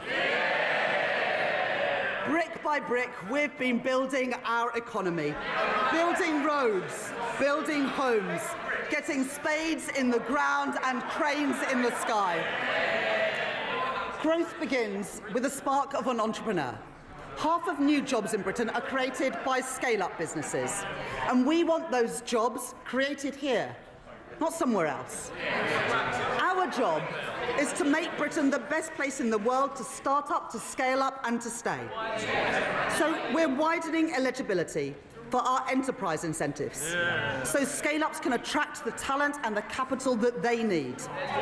Expanding the enterprise management incentive so more companies can offer tax-relieved share options. Re-engineering our enterprise investment and venture capital trust schemes so they don't just back early-stage ideas, but stay with companies as they grow. Introducing UK listings relief, a 3-year exemption from stamp duty reserve tax for companies who choose to list here in Britain. And to continue this work, I am launching a call for evidence on how our tax system can better back entrepreneurs, and a targeted review with founders and investors at the heart to make the UK an even more attractive place to grow your business. We are sending a simple message to the world. If you build here, Britain will back you. And our retail investment system should do the same. The UK has some of the lowest levels of retail investment in the G7. And that is not only bad for business, who need that investment to grow, it's bad for savers too. Someone who has invested £1,000 a year in an average stocks and shares ISA every year since 1999 would be £50,000 better off today if they'd put that same money into if they'd put the same money into a cash ISA. And so from April 2027, I will reform our ISA system, keeping the full £20,000 allowance while designating 8,000 of it exclusively for investment, with over 65s retaining the full cash allowance. And thanks to our changes to financial advice and guidance, banks will be able to guide savers to better choices for their hard-earned money. Over 50% of the ISA market, including Hargreaves Lansdown, HSBC, Lloyds, Vanguard and Barclays, have signed up to launch new online hubs to help people invest here in Britain. At this budget, consistent with the commitments in our corporate tax roadmap, I will retain our competitive corporation tax rate, the lowest in the G7. and retain our generous full expensing offer for business investments. I will also introduce a new 40% first-year allowance so that businesses can write off more of the cost of their investment up front, while reducing main rate writing down allowances in line with fiscal constraints. Private investment is the lifeblood of economic growth, but growth needs public investment too. When faced with challenges, previous chancellors have chosen to decrease, delay, or cancel capital spending. But low investment is the cause of our productivity problem, not the solution. So my choice is not cuts, not stagnation, but to maintain the additional £120 billion of investment that I provided at the spending review. In transport to link our towns and our cities, energy infrastructure to power our businesses, and housing so people can live near good jobs, paying decent wages and growing businesses. That is the Labour choice. I'm grateful to the Financial Secretary to the Treasury for his work in driving our growth agenda forward. As we allocate investment for the infrastructure that is the backbone of economic growth across our country, today I will commit investment for the Lower Thames Crossing. And we're continuing to drive investment in city-region transport, in the Midlands Rail Hub and the Transpennine route upgrades, along with our commitments to the Northern Growth Corridor, including Northern Powerhouse Rail. It is this Labour government that has overhauled our planning system, and I will today provide further funding to increase planning capacity through a new skills offer, as called for by the British Chamber of Commerce and the Confederation of British Industry. It is this Labour government that has invested in nuclear power, in Sizewell C and in Culham. We are taking forward our commitment to slash electricity prices for thousands of manufacturing businesses, as Make UK and many others have called for. And today I'm pleased to welcome John Finkelton's report, an ambitious plan to cut the red tape that has tied our nuclear industry in knots for decades. And within 3 months, we will set out our plan for delivering his recommendations. We are proud of our industrial heritage, and we are determined to build the industry of the future so that we buy, make and sell more here in Britain. That's why, as we increase defence spending, we are investing in Portsmouth, in Barrow and in Plymouth. And I'm pleased to be supporting Team Derby, an initiative to drive growth in one of our defence industry hubs. It's why we stepped in to save British Steel in Scunthorpe and invested in Sheffield Forgemasters. And it's why we've changed government procurement so we can buy British when it is crucial to our national security. For steel, for shipbuilding, and today for AI, driving innovation and building that great industry here in Britain. But it's not just what we invest that matters, it's how we invest. Putting money and power back in the hands of local and regional leaders. Today, we are devolving £13 billion of flexible funding for 7 mayors to invest in skills, business support and infrastructure. I'm extending the business rates retention pilots in the West of England, Liverpool City region and Cornwall until 2029. And providing £30 million for the Kernow Industrial Growth Fund for sectors like critical minerals and marine innovation. I am establishing the Leeds City Fund, a long-term agreement to retain business rates to fund local regeneration projects like the development of Leeds South Bank, and I am allocating £20 million for the new Peterborough Sports Quarter and £16 million for a science centre in Darlington from the Growth Mission Fund. The benefits of investment. Right, we're going to leave Rachel Reeves for just a few minutes. We're going to carry on with a bit more of the budget. There's a lot of like rinky-dink, very nitty-gritty things going on. But I just want to get your response, because Claire, just about Rachel Reeves. First thing she said, she did acknowledge when she stood up, the Office of Budget Responsibility released the information on the budget on her on their website. She has actually, there's wonderful photographs of her literally reading her own budget being leaked while PMQs was ongoing. She said it was deeply disappointing and a serious error on their part. She said on their part, trying to say, they're going to investigate. Can she just say, look, this is their problem, not theirs? Not hers or the Treasury's. Given that the Treasury had, I mean, there wasn't much of a surprise in there because the Treasury has already leaked it all already. Yes, this is now going to be what is going to be the impact on the country, which is what the OBR will look at. And certain details the Chancellor was not going to want out of there until she had sort of managed to gold plate it at the dispatch box. That's her job, to try and give us all hope. It's a bad job. All going very well. I mean, just to look at Stuart, I mean, look, we know that the market men will be very busy. They'd have been looking at this since before midday. Yeah. They've been very busy with this. Laughter and jeering, let's face it, throughout this, the first 20 minutes or so, from from Tory backbenchers. I would say a lot of Labour people looking very glum indeed. What do you make of it so far, looking at it as an economist, as a money man? One of the things I always want to look at in any budget is to come out with the views, right, they know what they're doing. I can see a plan forward. This isn't going well. None of this really is fulfilling any of that. And also, I know she sounded quite strong. I think she's had voice training. No, I'm not joking. She's sounding very forceful in a way that she hasn't before. She was a certain Mrs. Thatcher element to it, I can see there. But one of the things we need to do with this is that you focus on the areas. She's mentioned it, but it's almost beside the point in terms of the high-tech centres we've got. We're very good at this. Silicon Roundabout, Silicon Glen, Fed, we're great at any innovation. But those are, then we get bought by America. Exactly. Now, the bit she was saying, which, again, we had one line on it, which was developing the capital for growth. Yeah, but how's that going to work? What we really want to have is there are things that they can do which does not cost the government anything. You referred to expanding the enterprise investment scheme and things like that. But again, like leaving businesses to just get on with it. Yeah, and we do that by way of guarantees, let the market then take that away, and you give people, particularly the business people, the confidence to get started. Yeah, I mean, that's the thing, with business confidence, a big issue. Now, growth, I think she said something like 30 plus times last year in her budget last year. We did have a little bit of mention of growth, and she did talk about how there would be no return to austerity, and I meant it. She said she was going to cut debt and borrowing. It was fascinating. She said repeatedly, these are my choices. And then she said fair taxes, strong economy, and strong economy, and stable economy. Talking about stability for public finances. But again and again, these are my choices. Politically, what's that about, Claire?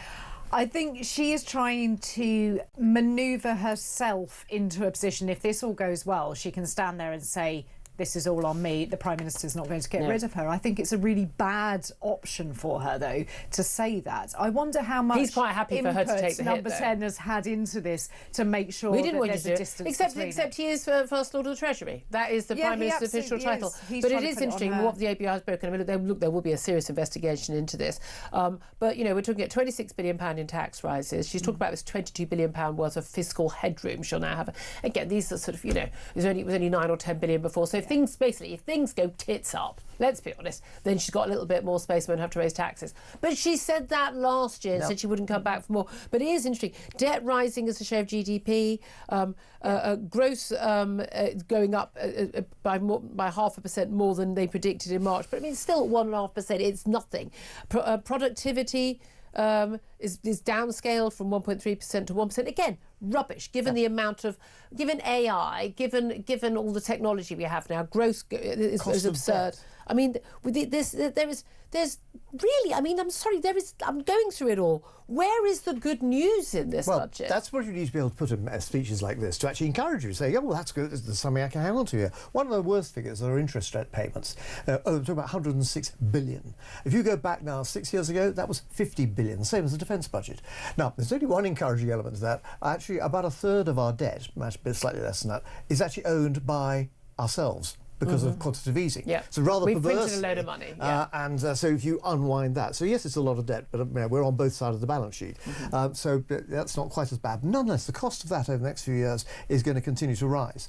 Plus the fact, of course, some bright little fellow called G. Brown Esquire decided to actually link it part of it to inflation. Yeah. So as inflation went up, so we ended up paying more. But there's also want to cry. an increase borrowing every single year, the ABR are reporting. So Yeah. the government that was telling us that we weren't going to borrow So taxes are going to be going up, welfare spending's going up. Some of that is pensions, which people get older and they're living longer, and that's a good thing. 9 billion. We're going to spend more on defence, not enough, not soon enough. Exactly. National health. I mean, that's just a bottomless pit of spending again with no extra. I mean, they say she's cutting waiting lists. Well, not very little evidence of that so far. They're going to cut waiting lists when enough people die. I mean, that's the reality. Who are we kidding?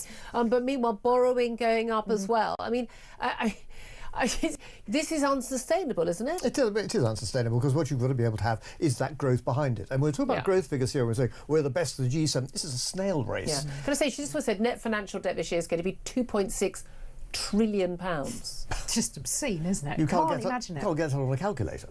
I mean, you can just keep pressing the numbers and it will just go. No, let's go back to the House of Commons. But I would say if we're going to be, Ian Collins is going to be coming on very soon, and we're not going to be having a news break. We'll get more of you lucky things, Rachel Reeves, even though we've already got the budget already. Big thanks. If we don't get a chance to come back again, Justin Urquhart-Stewart, and also to Claire Pearson. But let's go back to Ms. Rachel Reeves.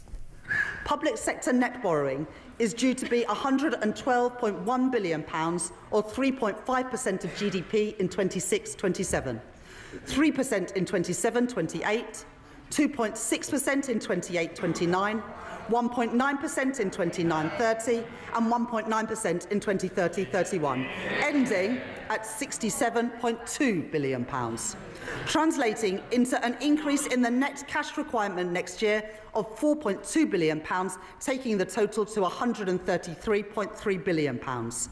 According to the IMF, we are due to reduce borrowing more over the rest of this Parliament than any other G7 economy. The Conservatives crashed the economy, we are protecting it. The Conservatives lost control of debt, we are getting debt down. The Conservatives let inflation and interest rates go through the roof. But, Madam Deputy Speaker, since Labour took office, the Bank of England have cut interest rates 5 times. I've made my choices. Not reckless borrowing, not dangerous cuts, but stability for our economy, security for our public finances, and security for family finances too. Those are the Labour choices. Madam Deputy Speaker, Tory austerity left classrooms crumbling and waiting lists sky high, weakened our productivity and choked our economic growth. And now they propose a further £47 billion of cuts to our public services. Well, that is equivalent to cutting